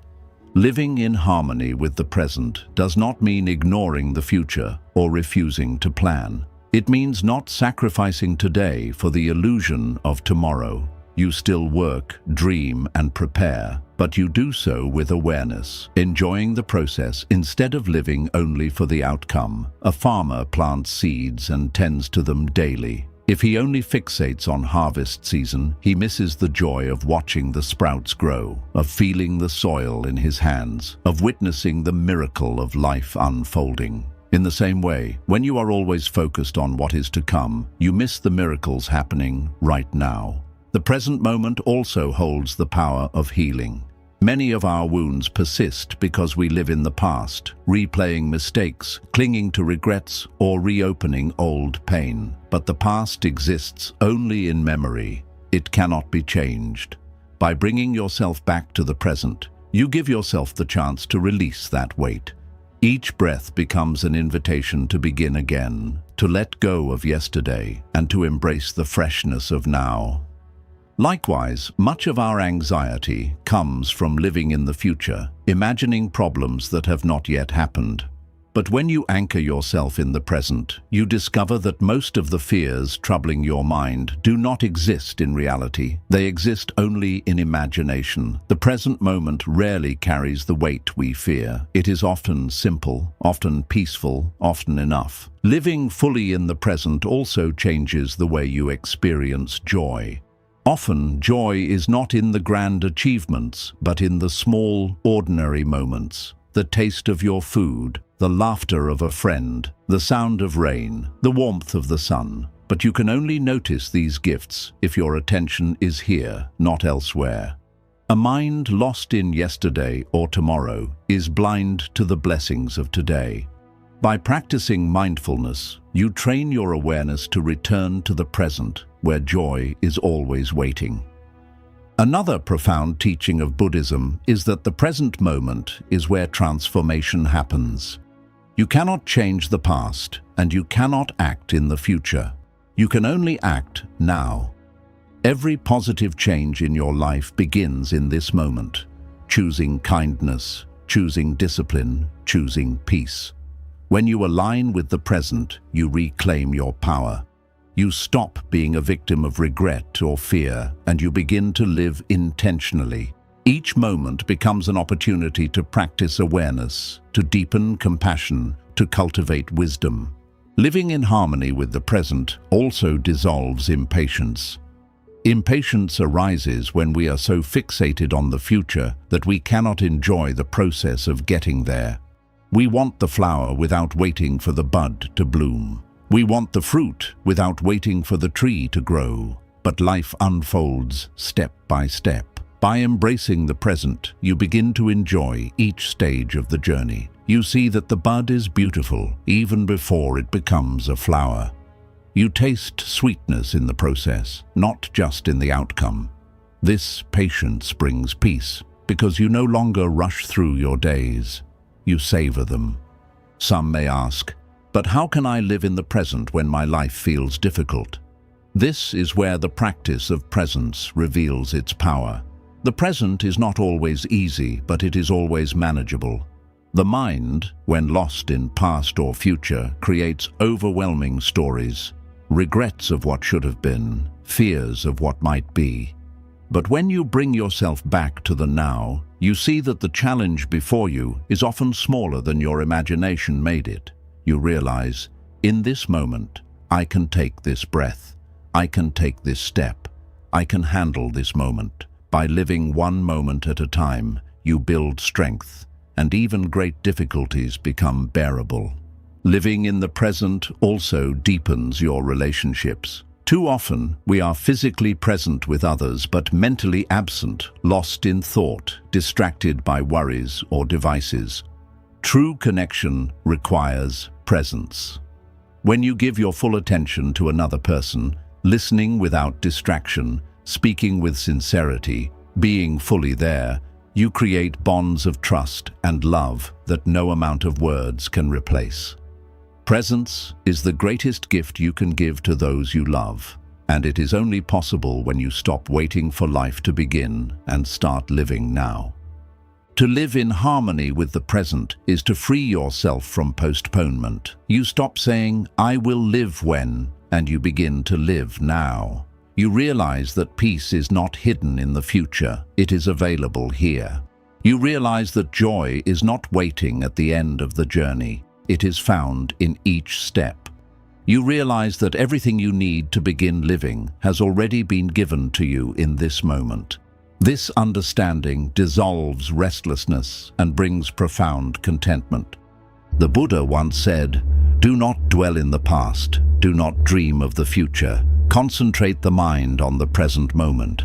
These words carry timeless wisdom. The past is memory, the future is imagination, but the present is reality. To miss it is to miss life itself. To embrace it is to discover that life has always been working out for you, because life is not in some distant place. It is here, in this breath, in this heartbeat, in this step. So stop waiting, stop postponing your joy until conditions are perfect. Stop telling yourself that life will begin someday. Life is happening now. Harmony with the present means stepping fully into it, trusting that what is here is enough, and living as if everything is already working out for you, because it is. The strength of compassion, expanding beyond the self. If you look deeply at the root of much human suffering, you will notice it often begins with self-centeredness. The mind is constantly focused on me, my desires, my fears, my possessions, my success, my pain. When life revolves only around the self, even small inconveniences feel enormous. The moment plans change, the ego feels attacked. The moment someone disagrees, the ego feels diminished. The moment circumstances don't go as expected, the ego cries out in frustration. This narrow vision creates endless dissatisfaction. Buddhism offers a path out of this prison of self, and that path is compassion. Compassion is the ability to extend your heart beyond your own concerns, to feel deeply the struggles of others, and to act with kindness and understanding. To act as if everything is working out for you means learning to live with compassion, because when you expand beyond yourself, you not only relieve the suffering of others, you free yourself as well. Compassion begins with recognition. It is the simple but powerful realization that everyone suffers. The rich and poor, the young and old, the strong and weak. No one escapes pain. Some suffer visibly, others silently, but all carry burdens in their hearts. When you begin to see this, your perspective shifts. The driver who cuts you off in traffic may be rushing to the hospital. The rude stranger may be drowning in grief. The colleague who seems distant may be battling silent fears. This recognition softens your heart. Instead of reacting with anger, you respond with understanding. Instead of adding to the weight of the world, you lighten it with kindness. Buddhism teaches the practice of karuna, or compassion, as one of the highest virtues. Compassion does not mean pity, nor does it mean weakness. It is strength, the strength to remain open-hearted in a world that often encourages hardness. It takes courage to respond to pain with gentleness, to meet cruelty with patience, to offer kindness even when it is not returned. But this strength transforms not only those you touch, but also yourself. When you practice compassion, you dissolve the walls of the ego. You realize that your well-being is tied to the well-being of others. In lifting them, you lift yourself. Compassion also brings clarity. When you are trapped in self-centered thinking, problems feel larger than they are. But when you focus on helping others, your perspective broadens. You see that your struggles, though real, are part of a greater human experience. This perspective reduces the weight of your own pain. Acts of compassion, even small ones like listening with presence, offering a smile, or extending patience, remind you that you are part of something bigger than your worries. This realization alone is healing. The practice of compassion can begin within. Many people are harsh with themselves, caught in cycles of self-criticism and judgment. They push themselves relentlessly, and when they fail, they condemn themselves more harshly than anyone else ever could. This lack of self-compassion poisons growth because it traps you in guilt and shame. Buddhism reminds us that compassion must begin at home. To truly extend compassion outward, you must first learn to treat yourself with kindness. This means forgiving yourself for mistakes, speaking gently to yourself, and honoring your efforts even when results are slow. Self-compassion is not indulgence. It is nourishment. It allows you to rise after falling, to try again after failing, and to grow without fear of your own judgment. When you practice compassion consistently, your relationships transform. Conflicts soften because compassion teaches you to listen more and argue less. Love deepens because compassion teaches you to give without always calculating what you will receive. Bonds strengthen because compassion teaches you to see beyond words and into the emotions behind them. Compassion does not mean allowing yourself to be mistreated. It includes healthy boundaries, but it changes the spirit with which you approach others. You interact not from the narrow lens of ego, but from the wide vision of shared humanity. Compassion also expands into the way you see the world. A compassionate mind cannot remain indifferent to suffering, whether it is the suffering of people, animals, or the planet itself. This awareness inspires action, not always grand gestures, but often small, steady acts that ripple outward. Planting a tree, feeding the hungry, caring for an animal, or simply showing kindness in daily interactions. All of these are expressions of compassion. In Buddhism, such actions are not seen as charity, but as the natural expression of awakening. To see clearly is to realize that all beings are interconnected, and compassion is the natural response to this realization. A life rooted in compassion also changes your sense of purpose. Many people feel lost because they search for meaning only in personal achievement. But when you dedicate yourself to compassion, meaning flows naturally. Every act of kindness, no matter how small, becomes meaningful. The smile you bring to someone's face, the relief you bring to someone's burden, the understanding you offer to someone's pain, these are victories far greater than personal gain. They create ripples of goodness that extend far beyond what you can see. This is how compassion aligns you with the truth that everything is working out for you, because every compassionate act strengthens not only the world around you, but also the peace within you. Compassion requires patience because the world will not always respond in kind. Sometimes your kindness will be ignored, sometimes it will be misunderstood, and sometimes it may even be rejected. But Buddhism teaches us to give compassion not because others always deserve it, but because it frees us from anger and resentment. By choosing compassion, you protect your own peace. You refuse to let the cruelty of others harden your heart. You continue to give, not out of weakness, but out of strength, the strength to remain gentle in a world that often forgets gentleness.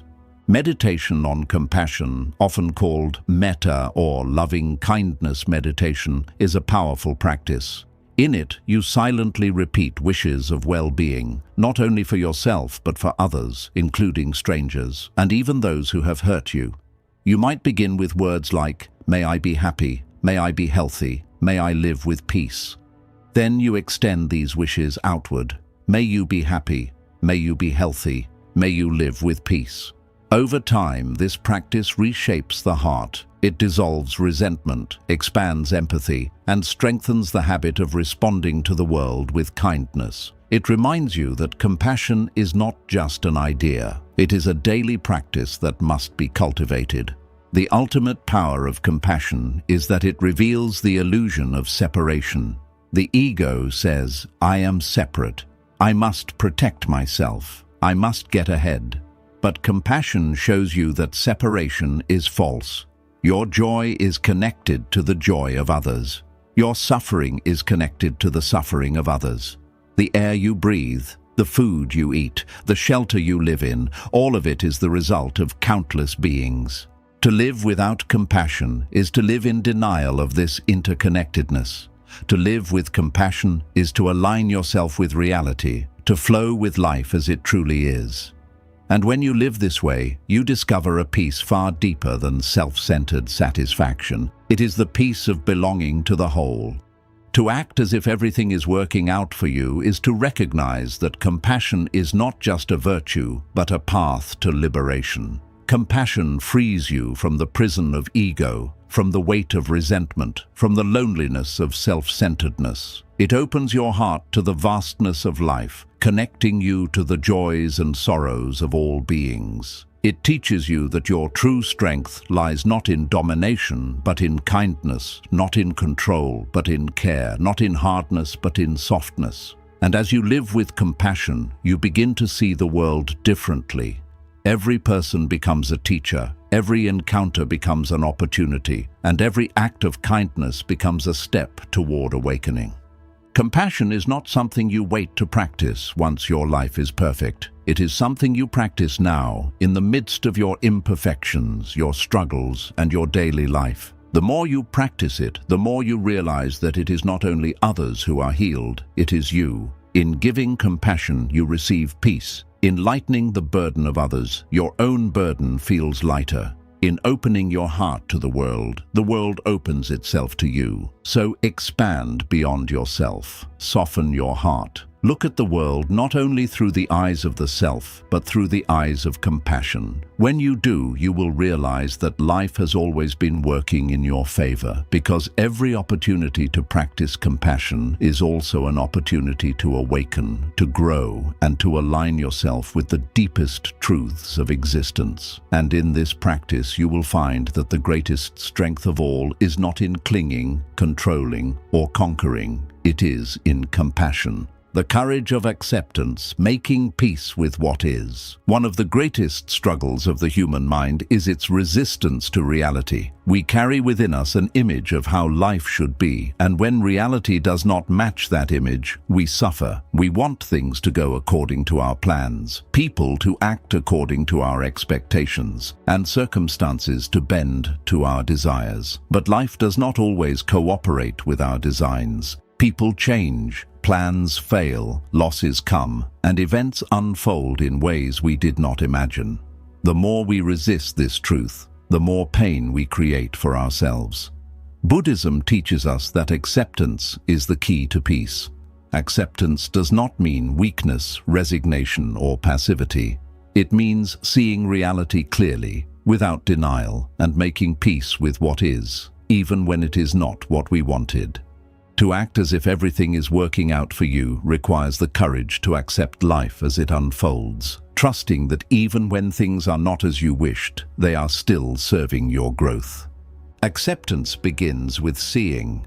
Most of us do not see reality as it is. We see it through the lens of our desires and fears. We say, "This should not have happened," or "This should have lasted forever," or "This person should never have treated me this way." But should and should not are illusions of the mind.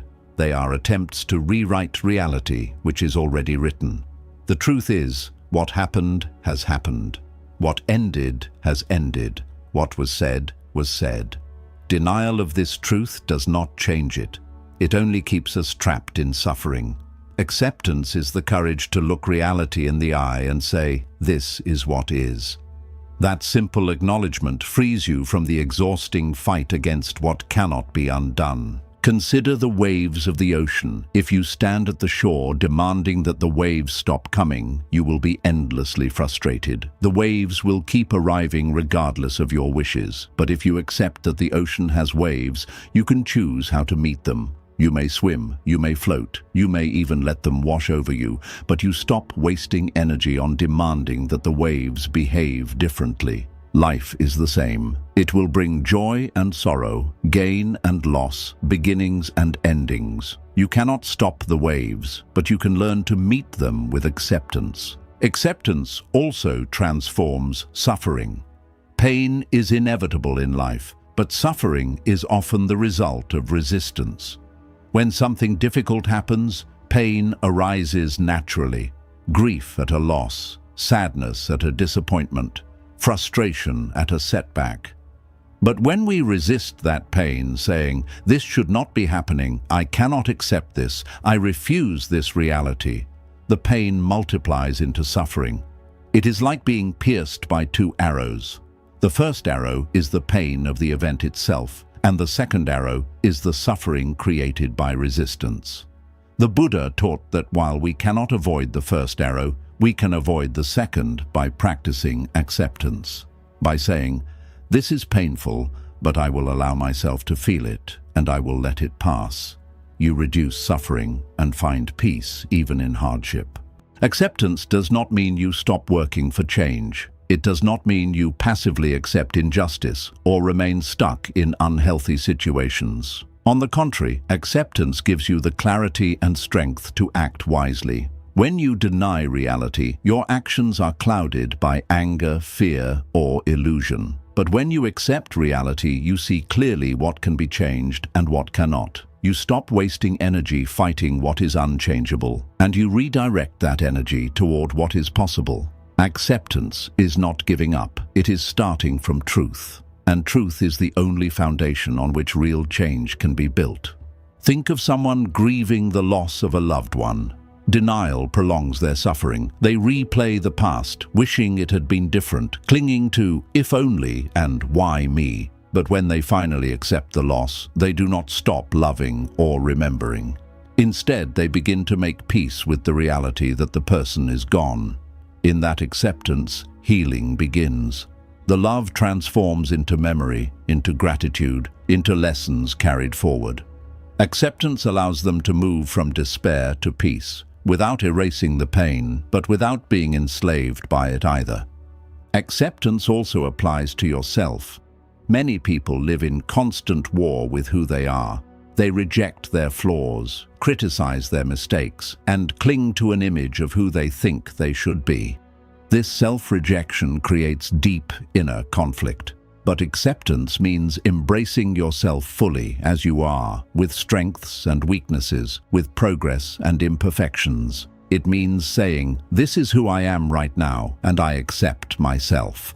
From this foundation of acceptance, growth becomes possible. You cannot truly change what you refuse to accept. Only by embracing yourself honestly can you begin the journey toward becoming more. Another dimension of acceptance is learning to make peace with uncertainty. Much of our anxiety comes from refusing to accept that the future is unknown. We want guarantees, but life offers none. When you resist this, you live in constant worry, trying to control what cannot be controlled. But when you accept uncertainty as part of life, you stop fearing it. You learn to walk forward even without answers, trusting that the path will reveal itself step by step. Acceptance of uncertainty brings freedom because it allows you to rest in the present instead of constantly fighting with the future. Acceptance also deepens gratitude. When you accept life as it is instead of demanding it to be different, you begin to notice the gifts already present. You see that even in difficulty, there are blessings. Even in endings, there are beginnings. Even in pain, there are lessons. This awareness shifts your focus from lack to abundance, from frustration to appreciation. Acceptance allows you to say, "This moment is enough." And in doing so, you uncover peace hidden in the ordinary. It takes courage to accept life, because acceptance requires humility. It requires admitting that you are not in control of everything, that life will not always bend to your will, and that some things cannot be changed. But this humility is not defeat, it is liberation. When you stop fighting with reality, you stop exhausting yourself. You discover a quiet strength that comes from flowing with life instead of against it. Acceptance turns struggle into serenity, chaos into clarity, resistance into peace. The Buddha once said, "Peace comes from within." Do not seek it without acceptance is the doorway to that inner peace. By making peace with what is, you release the constant tension of wishing things were different. You learn to live fully in the moment, to embrace both joy and sorrow, to trust that everything unfolding is part of your journey. Acceptance does not mean you stop dreaming, striving, or creating. It means you stop resisting what is already here. You begin your efforts not from denial, but from reality. And in this alignment, your actions become more powerful, your heart becomes lighter, and your life becomes more peaceful.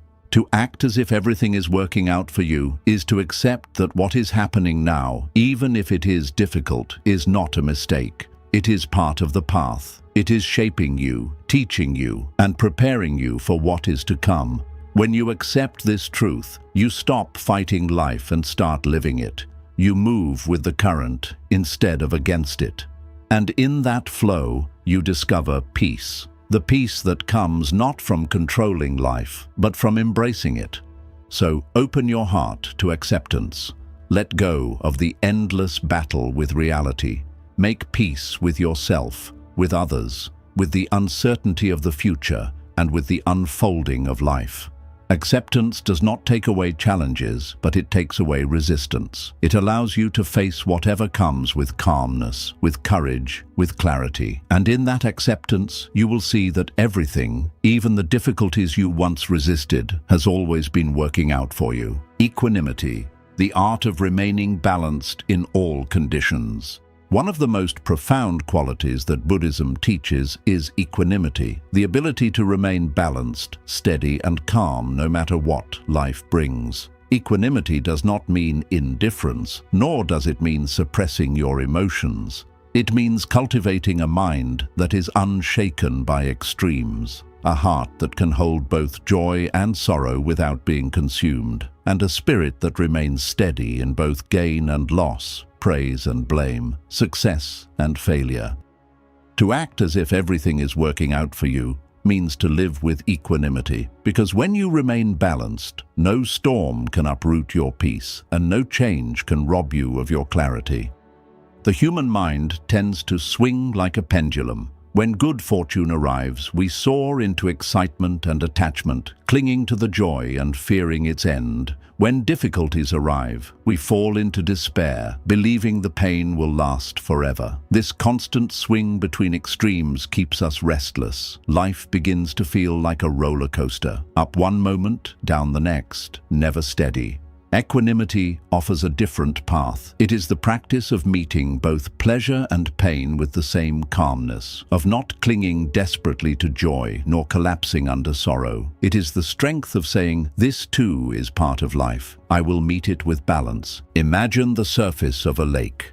When the winds are strong, the waves rise high. When the winds stop, the water becomes still and reflects the sky perfectly.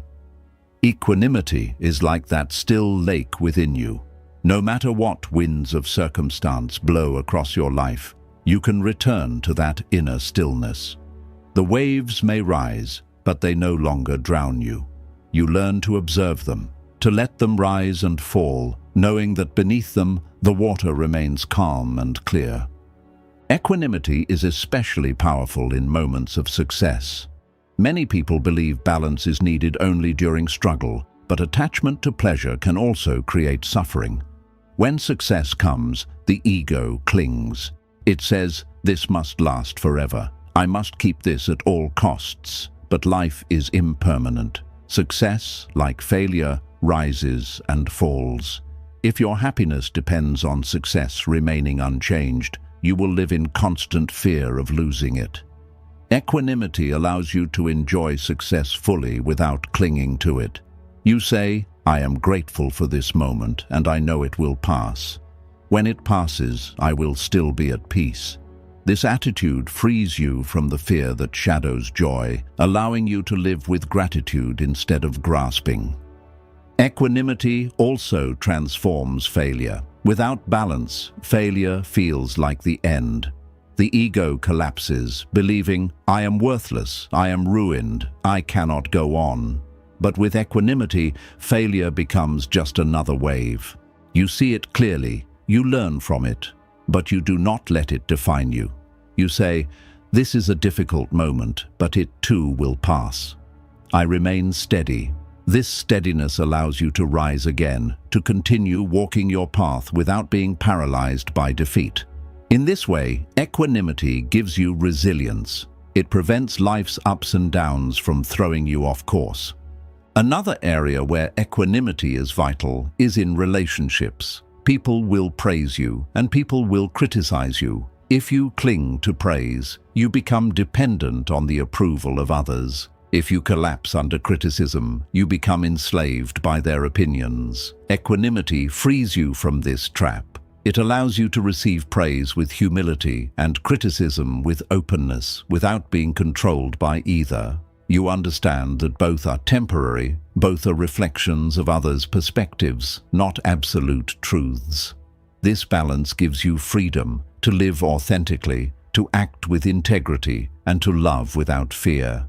Buddhism teaches that equanimity arises from wisdom. It comes from understanding the impermanent nature of all things. Joy, sorrow, success, failure, gain, loss, none of them last forever. When you truly understand this, you stop clinging so tightly. You stop resisting so fiercely. You begin to flow with life instead of fighting it. This wisdom makes the mind calm, like the deep roots of a tree that remain steady even when storms shake its branches. Equanimity also grows from mindfulness. By observing your thoughts and emotions as they arise, you create space between yourself and your reactions. Instead of being swept away by anger, fear, or excitement, you notice them. You say, this is anger. This is joy. This is fear. You observe without judgment, and in doing so, you remain balanced. Mindfulness teaches you that emotions are like passing weather. They come, they go, they are not who you are. Equanimity is the calm sky that holds them all. Practicing equanimity does not mean becoming detached from life. On the contrary, it allows you to engage more fully.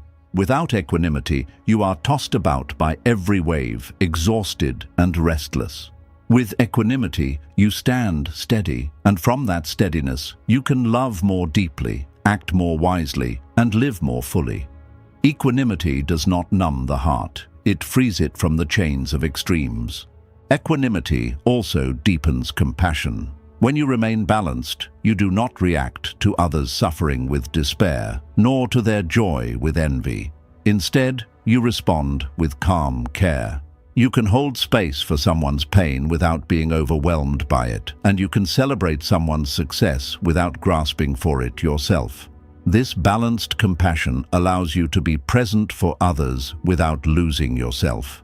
It makes you a source of peace in a world often ruled by extremes. Cultivating equanimity is a gradual practice. It begins with small moments. When someone irritates you, instead of reacting immediately, pause. When you experience joy, instead of clinging desperately, savor it with gratitude. When disappointment comes, instead of collapsing, remind yourself, this too will pass. Each of these small practices strengthens your balance. Over time, you become less reactive, less dependent on circumstances, more steady in your peace. The Buddha compared equanimity to the earth. People throw pure things and impure things onto the earth, yet the earth remains steady, unmoved. In the same way, life will throw praise and blame, gain and loss, pleasure and pain at you. But with equanimity, you remain steady. You receive them all without losing your center. This is the strength of balance. It makes you unshakable. To live with equanimity is to step off the endless roller coaster of extremes. It is to discover the freedom of balance. You stop being enslaved by circumstances because your peace no longer depends on what is happening outside. You carry your peace within, steady, constant, unchanging. This does not mean life will stop changing. It means you stop being controlled by those changes. You remain calm in joy, calm in sorrow, calm in success, calm in failure. And in that calmness, you discover a peace deeper than happiness, a peace that endures through all conditions. To act as if everything is working out for you is to live with this balance. It is to trust that both the highs and the lows are part of the path. It is to walk steadily, not swayed by praise or blame, not bound by success or failure, not broken by gain or loss. Equanimity does not make you indifferent. It makes you free. Free to love without fear, to act without attachment, to live without being enslaved by extremes. So practice balance. Practice meeting each moment with calmness, each emotion with awareness, each change with steadiness. Become like the mountain, firm, grounded, unmoved by the storms. Become like the lake, still, clear, reflecting the truth of the sky. When you live this way, nothing can shake your peace. And in that unshakable peace, you will realize that everything, truly everything, is working in your favor. Gratitude is a way of seeing, turning every moment into a gift. Among the most transformative practices in Buddhism, and indeed in life, is gratitude. Gratitude is more than saying thank you. It is a way of seeing, a way of relating to existence itself. It is the choice to focus not on what is missing, but on what is present, not on what has ended, but on what remains, not on what you lack, but on the countless gifts you already hold. Gratitude is a lens through which you discover that life, in all its complexity, is not against you, but for you. To act as if everything is working out for you means to live in gratitude, because gratitude allows you to see clearly that every moment, even the painful ones, carries something valuable. The ungrateful mind is restless. It constantly compares, complains, and chases after what is not yet here. It says, "I will be happy when I have more, when I am somewhere else, when life finally gives me what I want." But this mindset blinds us to the abundance already surrounding us. The grateful mind, on the other hand, is content.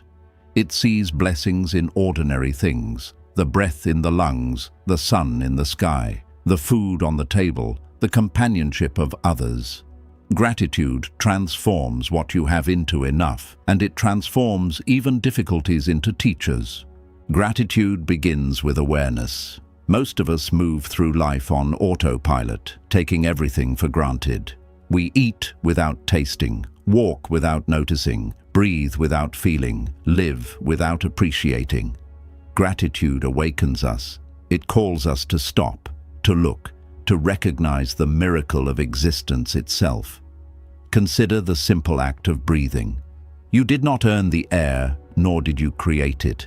It is given to you freely, sustaining you every moment. How often do we pause to feel gratitude for this gift, or think of the countless people whose efforts support your daily life? The farmer who grew your food, the workers who built your shelter, the teachers who passed on knowledge, the loved ones who offered kindness. Gratitude opens your eyes to these unseen connections, reminding you that you are never alone, never unsupported. One of the profound teachings of Buddhism is that gratitude is not dependent on conditions. It is not something you feel only when life is going well. True gratitude includes joy and sorrow, gain and loss, comfort and difficulty. It is easy to be grateful when blessings are obvious. The challenge and the deeper power lies in being grateful even when life feels heavy. This does not mean denying your pain. It means recognizing that even pain can carry hidden gifts. The loss that breaks your heart may also open you to compassion. The failure that wounds your pride may also teach you resilience. The storm that shakes your life may also reveal your inner strength. Gratitude in difficulty is the ability to say, "This hurts, but I trust it is shaping me. I do not yet see the blessing, but I know it is here." Gratitude also changes the way you experience joy. When you live without gratitude, joy is fleeting. You experience it, but you are too busy worrying about the next thing to savor it. Gratitude anchors joy, allowing you to fully receive it. You notice the taste of your food, the warmth of the sun, the laughter of a friend, the peace of silence. These ordinary moments become extraordinary when touched by gratitude. Gratitude multiplies joy because it turns every moment into a gift.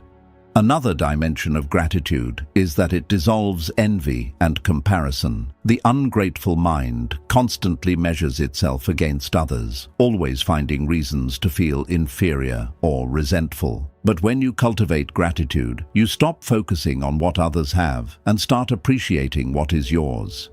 You realize that happiness is not found in having more than others, but in appreciating the unique blessings of your own path. Gratitude frees you from the prison of comparison, replacing jealousy with contentment.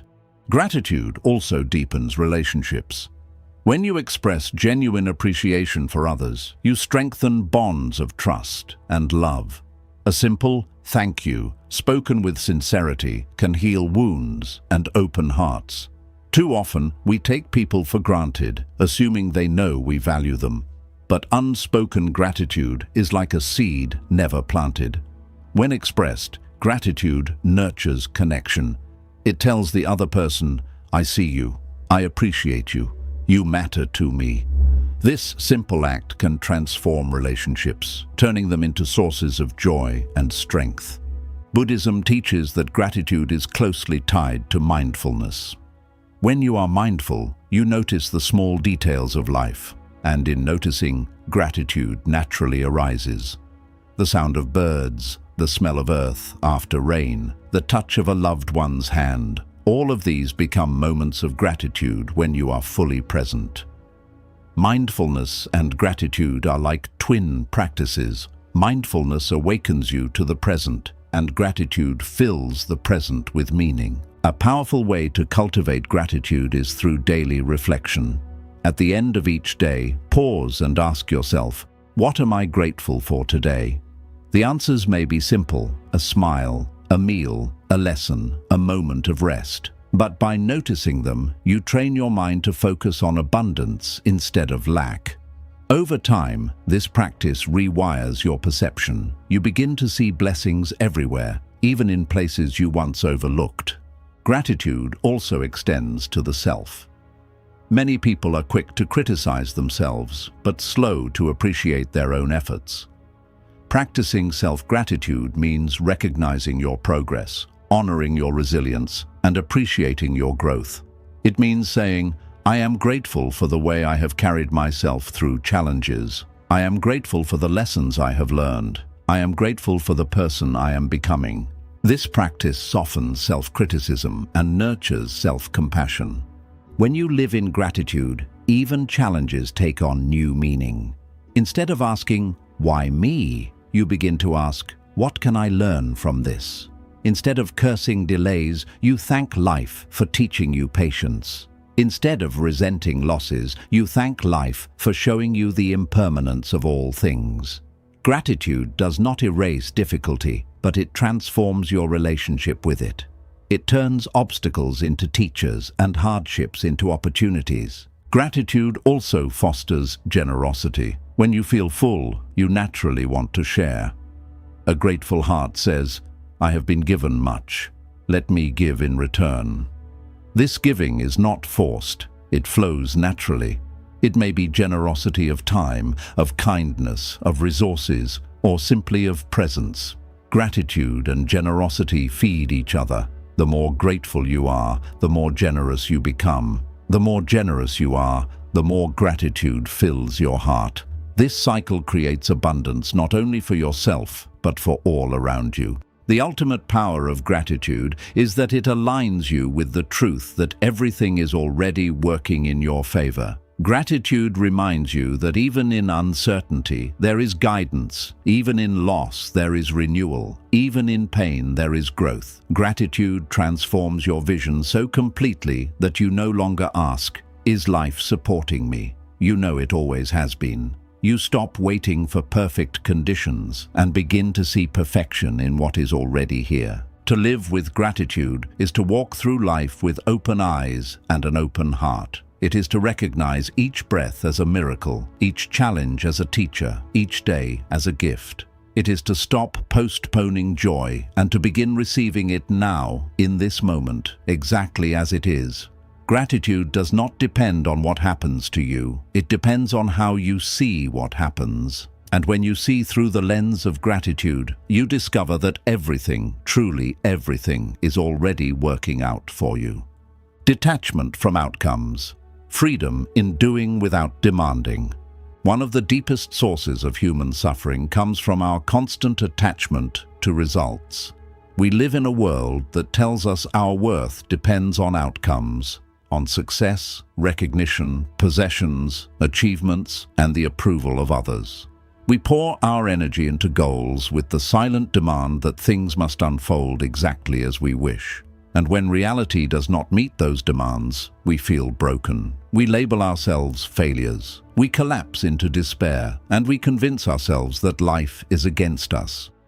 But Buddhism offers another path, the practice of detachment from outcomes. This does not mean apathy or indifference.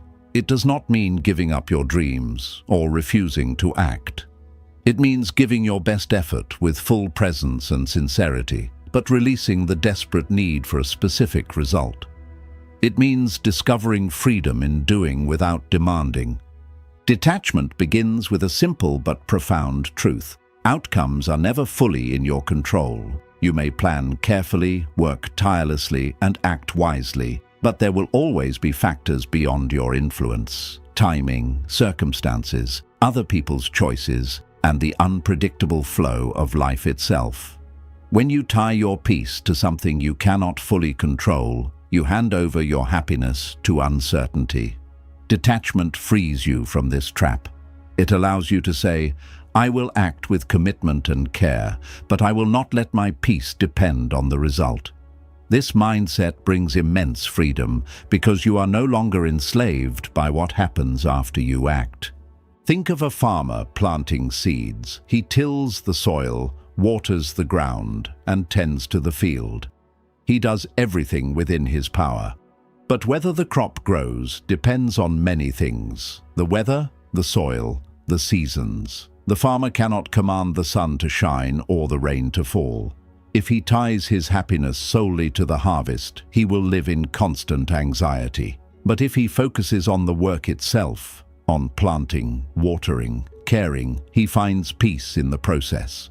Detachment is like this. It does not mean you stop planting. It means you stop trying to control the rain.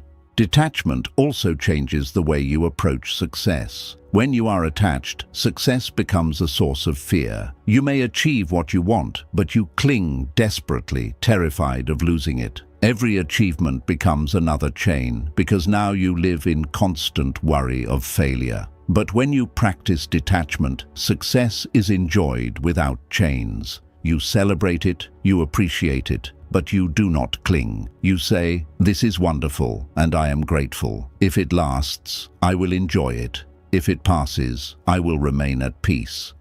This attitude allows you to taste joy without the bitterness of fear. Failure, too, is transformed by detachment. Without detachment, failure feels like death. You believe it defines you, that it means you are unworthy. But with detachment, failure becomes feedback. It becomes part of the process, not the end of the path. You say, "This did not unfold as I hoped, but it does not mean I am defeated. It is simply another step. Another lesson." Detachment removes the sting of failure, allowing you to rise again, wiser and stronger. Buddhism teaches that clinging to outcomes is rooted in craving, the endless desire for things to be a certain way.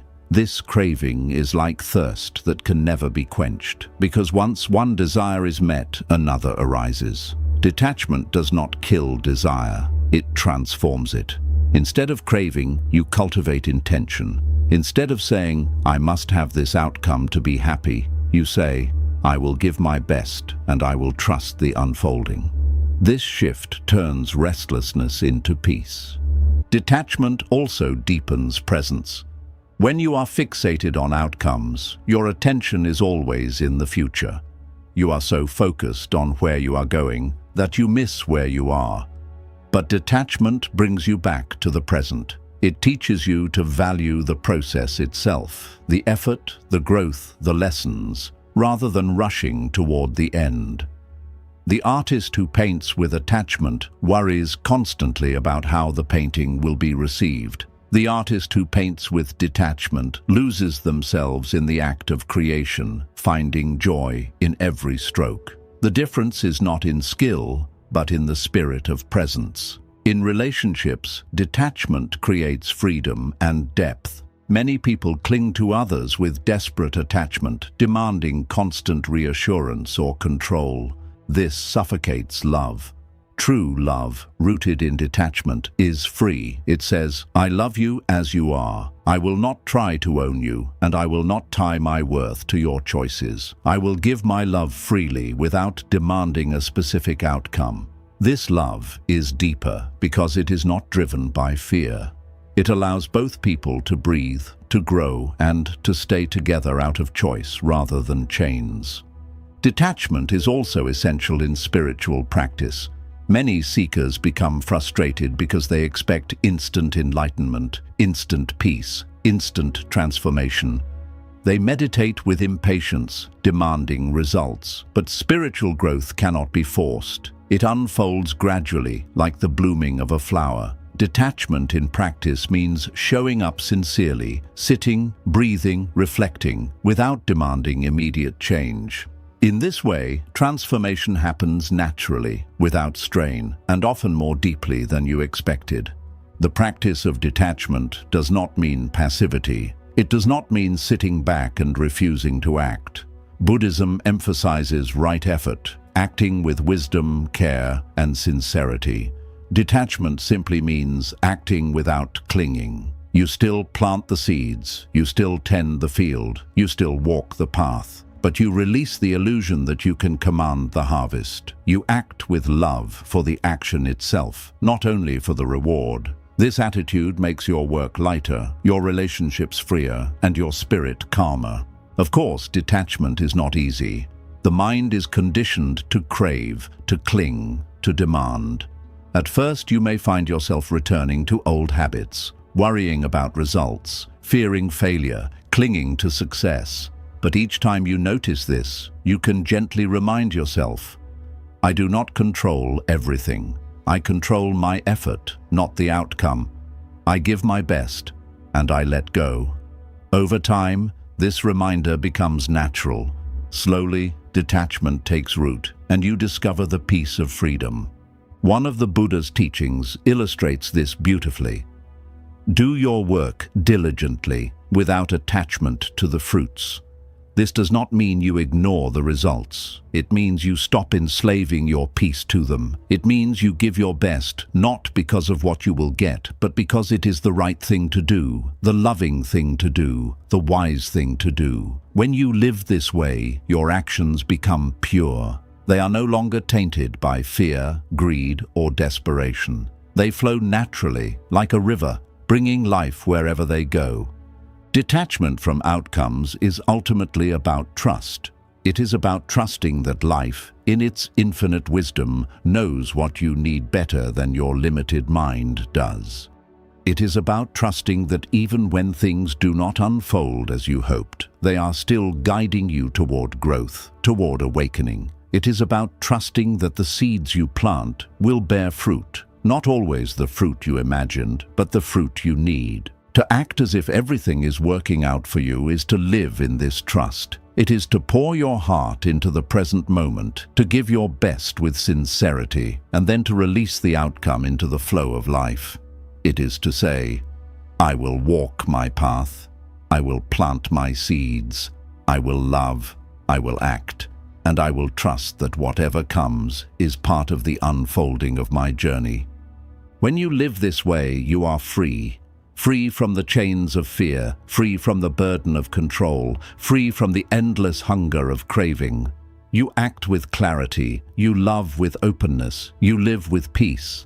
And in that freedom, you discover the truth that everything, every success, every failure, every twist of fate has always been working out for you. Living as if life already favors you. The mastery of faith in action. At the heart of Buddhism and at the heart of every path toward awakening lies a simple but powerful truth. Your experience of life depends less on what happens to you and more on how you meet what happens. Two people can walk through the same storm. One panics, curses the sky, and collapses in despair. The other walks calmly, adjusts their steps, and finds beauty in the sound of the rain. The difference is not the storm itself, but the way it is seen. To act as if everything is working out for you is to embody this second way of seeing. It is to live with such deep trust that even the storms become part of your favor, even the detours become part of your path, and even the losses carry hidden gifts. This is not naive optimism, it is faith in action. Faith in this sense is not blind belief or wishful thinking. It is an inner strength that grows from wisdom and practice. It is the quiet confidence that life, in all its complexity, is not random chaos, but a flowing river, carrying you exactly where you need to go. It is the understanding that every joy and every sorrow is shaping you, refining you, and guiding you toward awakening. This faith is not about denying hardship. It is about meeting hardship with the certainty that it is not meaningless. It is about walking with the conviction that even when you cannot see the bigger picture exists. Living as if life already favors you changes the way you act. Without faith, action is often driven by fear. Fear of failure, fear of judgment, fear of loss. With faith, action becomes lighter. You still act with discipline, with effort, with focus, but without the heavy burden of desperation. You give your best, not because you are terrified of losing, but because you trust that whatever comes will serve you. This trust gives your actions power. They are no longer tainted by anxiety or clinging. They flow naturally like water finding its way downhill. Think of a traveler walking through a dense forest. Without faith, every rustle in the leaves feels like danger. Every turn feels like a trap, and every step feels uncertain. With faith, the same traveler walks steadily, calmly, trusting that the path, though hidden, leads somewhere meaningful. The forest has not changed, but the experience of walking through it has. This is the difference that faith makes in life. The challenges remain, but they no longer paralyze you. Instead, they strengthen you. Living as if life favors you also transforms your relationship with fear. Fear is often the voice that says, "What if everything goes wrong? What if I cannot handle it? What if the worst happens?" Faith does not silence fear completely, but it answers it. Faith whispers back, "Even if things go wrong, I will grow. Even if I stumble, I will rise. Even if the worst happens, I will find strength I did not know I had." Faith does not remove difficulty. It removes despair. It allows you to walk forward even with trembling hands because you know you are not walking in vain. Another profound effect of living this way is the peace it brings to the present moment. Most people live in tension between regret for the past and worry about the future. They carry yesterday's mistakes like chains and tomorrow's fears like heavy loads. But when you live as if life is already favoring you, you set these burdens down. You say, "The past has shaped me, the future will guide me, but this moment is enough." This trust anchors you in the present, where peace is always available. It allows you to enjoy life as it is without waiting for perfect conditions. Faith in action also changes the way you see setbacks. Without faith, a closed door feels like failure. With faith, a closed door feels like redirection. You begin to trust that when one path ends, it is because another, more fitting path is opening. You stop seeing rejection as proof of unworthiness and start seeing it as protection from what was not meant for you. This shift is liberating. It removes the sting of disappointment and replaces it with curiosity. If not this, then what is waiting for me? Living with faith also deepens gratitude. When you believe life is for you, not against you, every moment becomes a gift.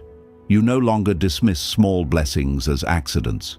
You see them as signs of support, the kindness of a stranger, the timing of an opportunity, even the lessons hidden in hardship, all become reasons for gratitude. Gratitude, in turn, strengthens faith, creating a cycle of peace. Faith opens your eyes to blessings. Blessings deepen your gratitude. Gratitude strengthens your faith. This way of living also empowers resilience. Life will test you. No one escapes pain, loss, or uncertainty. But when you live with faith in action, you face these tests differently. You do not collapse at the first sign of struggle. You bend but do not break. You may stumble, but you rise again. Resilience is not about avoiding hardship. It is about enduring it with trust that it is shaping you. With faith, you see every hardship not as the end of the story, but as a chapter in your becoming. Equally important, living as if life favors you transforms your relationships. When you lack faith, you often approach others with fear. Fear of rejection, fear of abandonment, fear of not being enough. This fear can make you cling, control, or withdraw. But with faith, you approach relationships with openness. You love without needing guarantees. You forgive without keeping score. You support without demanding in return. Faith makes you generous because you are no longer afraid of loss. You know that even if things end, you will still be supported by life itself. This openness deepens love because it removes the chains of fear. Buddhism teaches that faith, saddha, is one of the essential qualities of the path. But it is not faith in blind promises. It is faith in cause and effect, in the law of impermanence, in the capacity of the mind to awaken. It is faith that if you walk the path sincerely, if you cultivate mindfulness, compassion, wisdom, you will find freedom. This is faith rooted in practice, not in fantasy. And the more you practice, the stronger this faith becomes. Each moment of peace in meditation, each act of kindness, each insight into impermanence becomes proof that life is indeed working in your favor.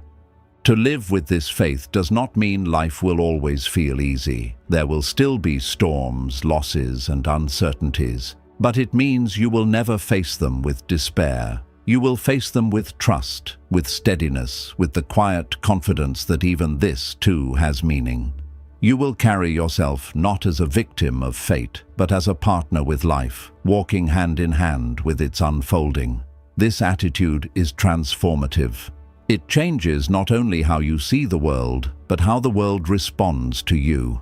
A trusting heart opens doors that a fearful heart never sees. So what does it look like to live as if life already favors you? It looks like waking up each day and saying, "This day is a gift.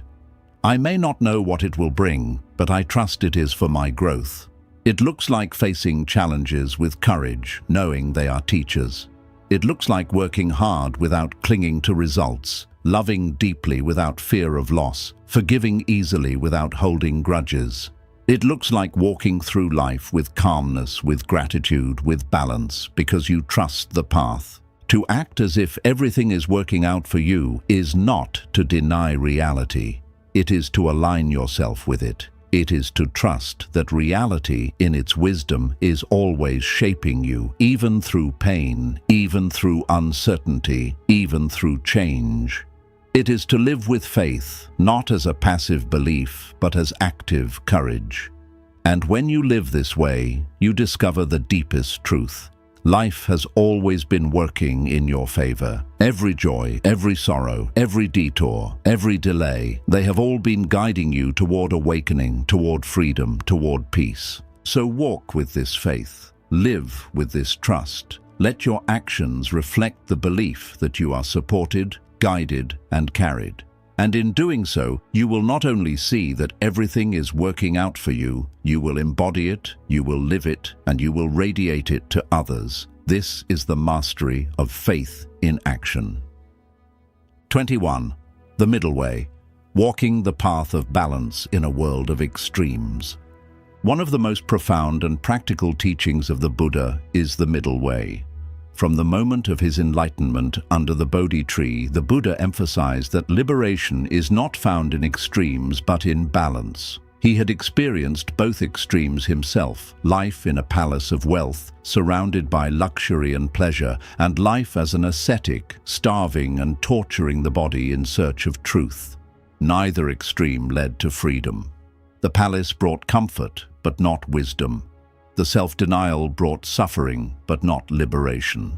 What he discovered was that the path to awakening lies not in clinging to pleasure, nor in rejecting the world completely, but in walking the middle path, a life of moderation, awareness, and harmony.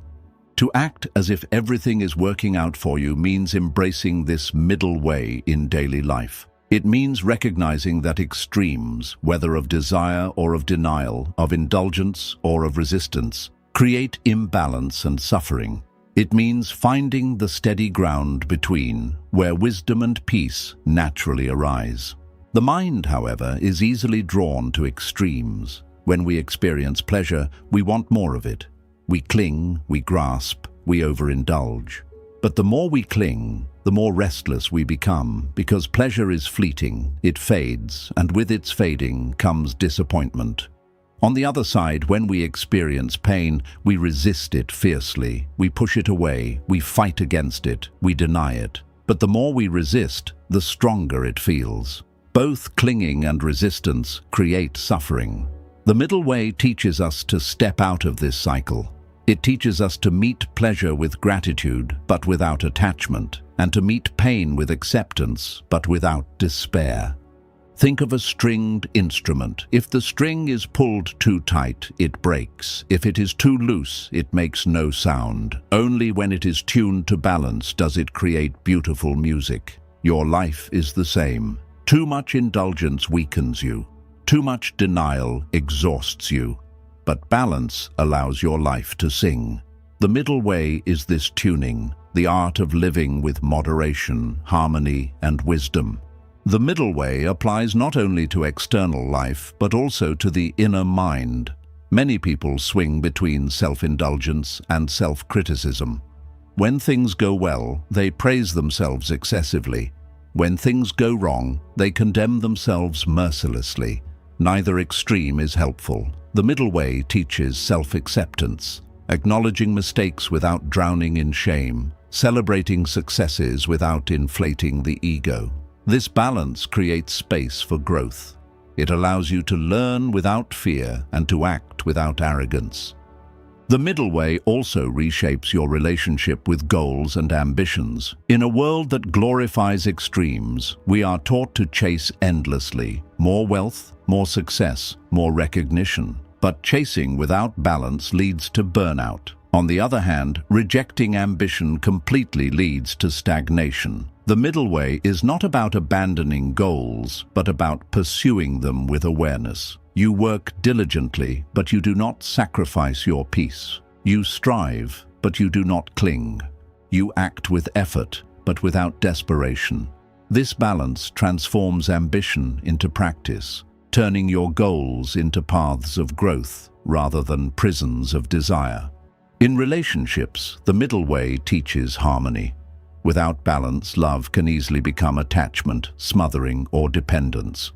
On the other side, fear of pain can lead to withdrawal, coldness, and avoidance. The middle way is the path of genuine connection, loving deeply but without clinging, caring sincerely but without control, supporting others while still honoring your own boundaries. This balance creates relationships that are free, healthy, and nourishing. The middle way is also essential in dealing with emotions. Anger, fear, sadness, joy, all are natural experiences of the human heart. The extremes are either being ruled by them or denying them completely. Some people explode in anger, harming themselves and others. Others suppress anger so deeply that it poisons them silently. The middle way is to acknowledge emotions, to feel them fully, but not to be enslaved by them. You allow anger to arise, you notice it, you breathe through it, and you let it pass. You allow joy to fill you, you savor it, but you do not cling to it when it fades. This balanced relationship with emotions brings freedom. The middle way also applies to spiritual practice. Some seekers push themselves harshly, demanding instant enlightenment, sitting rigidly in meditation, punishing themselves for every distraction. Others are lax, postponing practice, making excuses, and indulging endlessly in worldly distractions. Neither approach leads to freedom. The middle way is steady practice, disciplined but gentle, consistent but flexible. It is the understanding that awakening is a gradual path nurtured by balance. This steady commitment creates real transformation because it is sustainable and rooted in compassion rather than force. Buddhism often emphasizes impermanence. All things arise and pass away. The middle way is the practical application of this truth. When you understand impermanence, you stop clinging to extremes. You no longer demand permanent pleasure or permanent avoidance of pain. You accept the flow of change, and you walk the balanced path through it. This acceptance brings peace, because it removes the desperate grasping that causes suffering. Equanimity, a quality we explored earlier, is deeply connected to the middle way. Equanimity is the calmness that arises when you are no longer swayed by extremes. The middle way is the lifestyle that cultivates this calmness. By living in moderation, by refusing to cling or resist, you create the inner conditions for equanimity to flourish. You discover that balance is not just a practice, but a state of freedom. The Buddha once described the middle way as the path that avoids the extremes of sensual indulgence and self-mortification. But its meaning extends beyond ascetics and monks.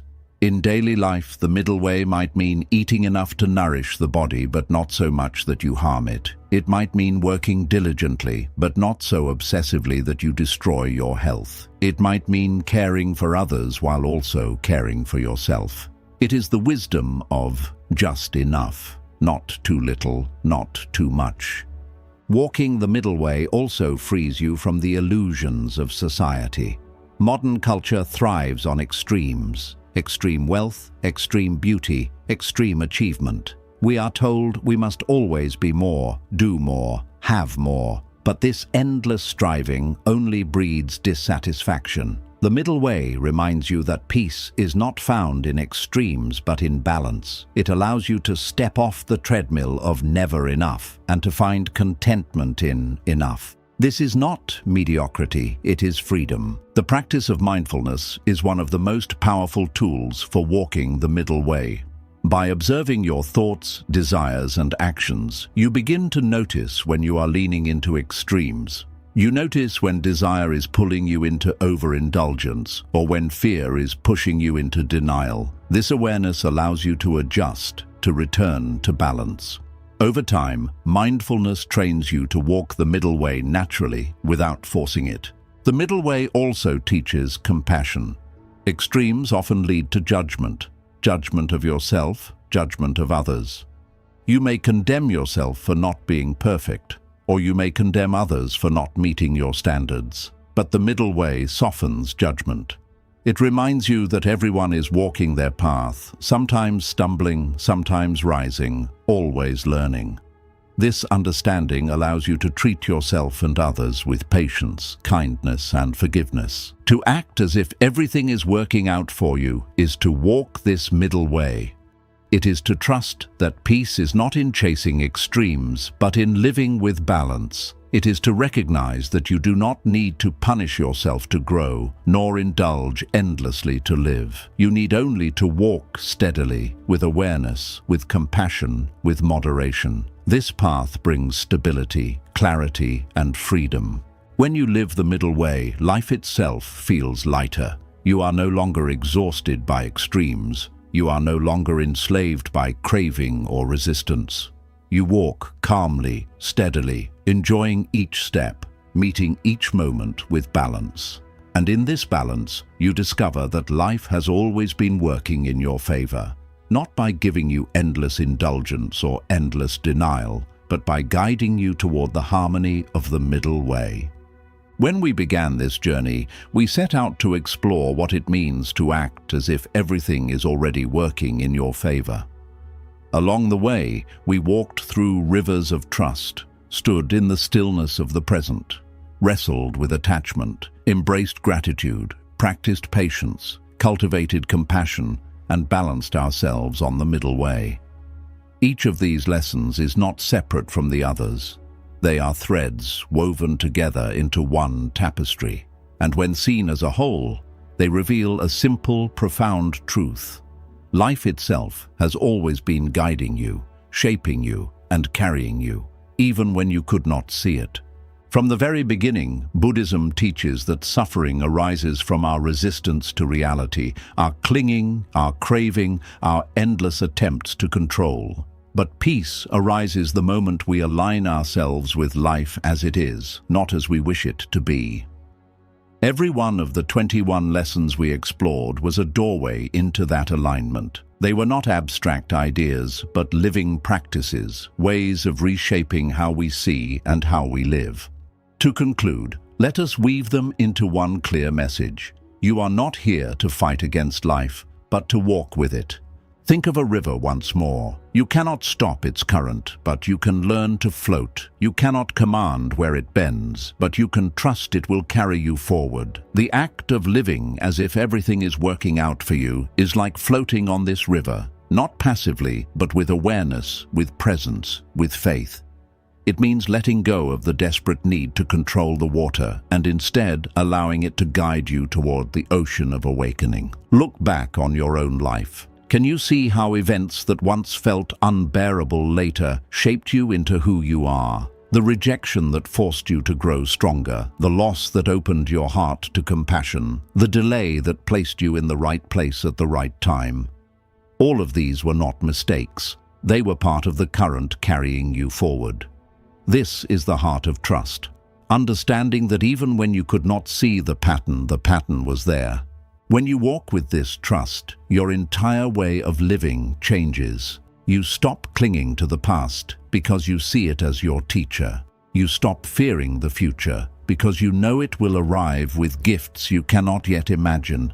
You stop demanding certainty because you realize uncertainty is the canvas on which new possibilities are painted.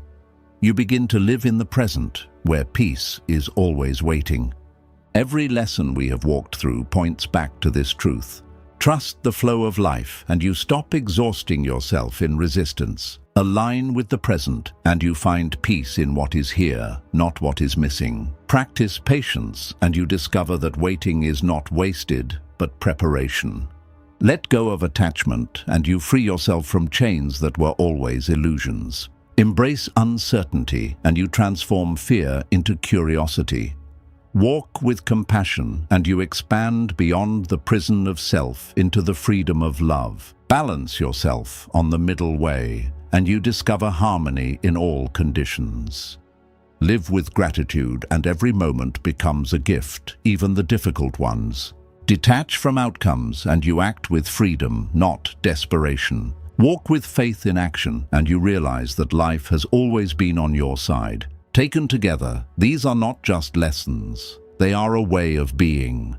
A way of walking through life not as a victim of circumstance, not as a slave to fear, but as a conscious partner with the unfolding of existence. The greatest misunderstanding is to believe that acting as if everything works out for you means pretending that pain does not exist.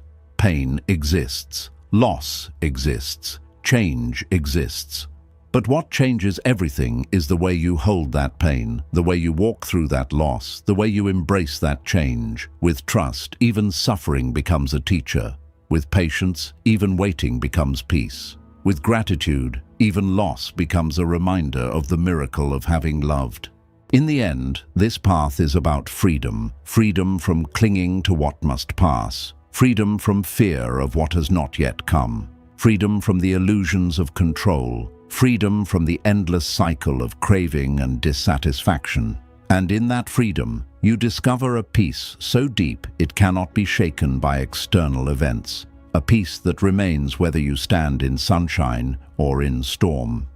The Buddha once described awakening as waking up from a dream. Most people live as though trapped in the dream of someday.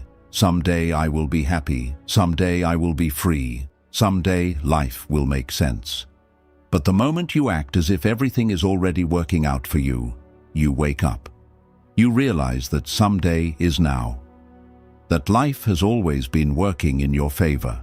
Not in the way of granting every desire, but in the way of giving you exactly what you need to grow, to awaken, to love, to become free. So what do we do with all of this? We live it. We practice it. Not perfectly, not all at once, but moment by moment. When fear arises, we remember trust. When impatience arises, we remember patience. When clinging arises, we practice letting go. When despair arises, we turn to gratitude. These practices are not theories to admire, but tools to use. They are the art of living. And slowly, as you practice, something remarkable happens. You stop waiting for life to prove itself to you. You stop asking, will everything work out? And instead, live with the certainty, everything is already working out. This certainty does not come from external evidence, but from inner wisdom. It comes from seeing that no matter what happens, you can remain steady, you can remain free, you can remain at peace. This is the gift of the path. This is the gift of walking with the spirit of Buddhism, with mindfulness, compassion, and wisdom. It is the gift of no longer being tossed about by the changing tides, but of becoming the calm within them. So as you leave these lessons and step back into your daily life, carry this truth with you. Every moment is your teacher, every challenge is your guide, every breath is your gift. Trust the journey, trust yourself, trust life. Act as if everything is working out for you, because in the deepest sense, it always has been and it always will be. And in this realization, you are free.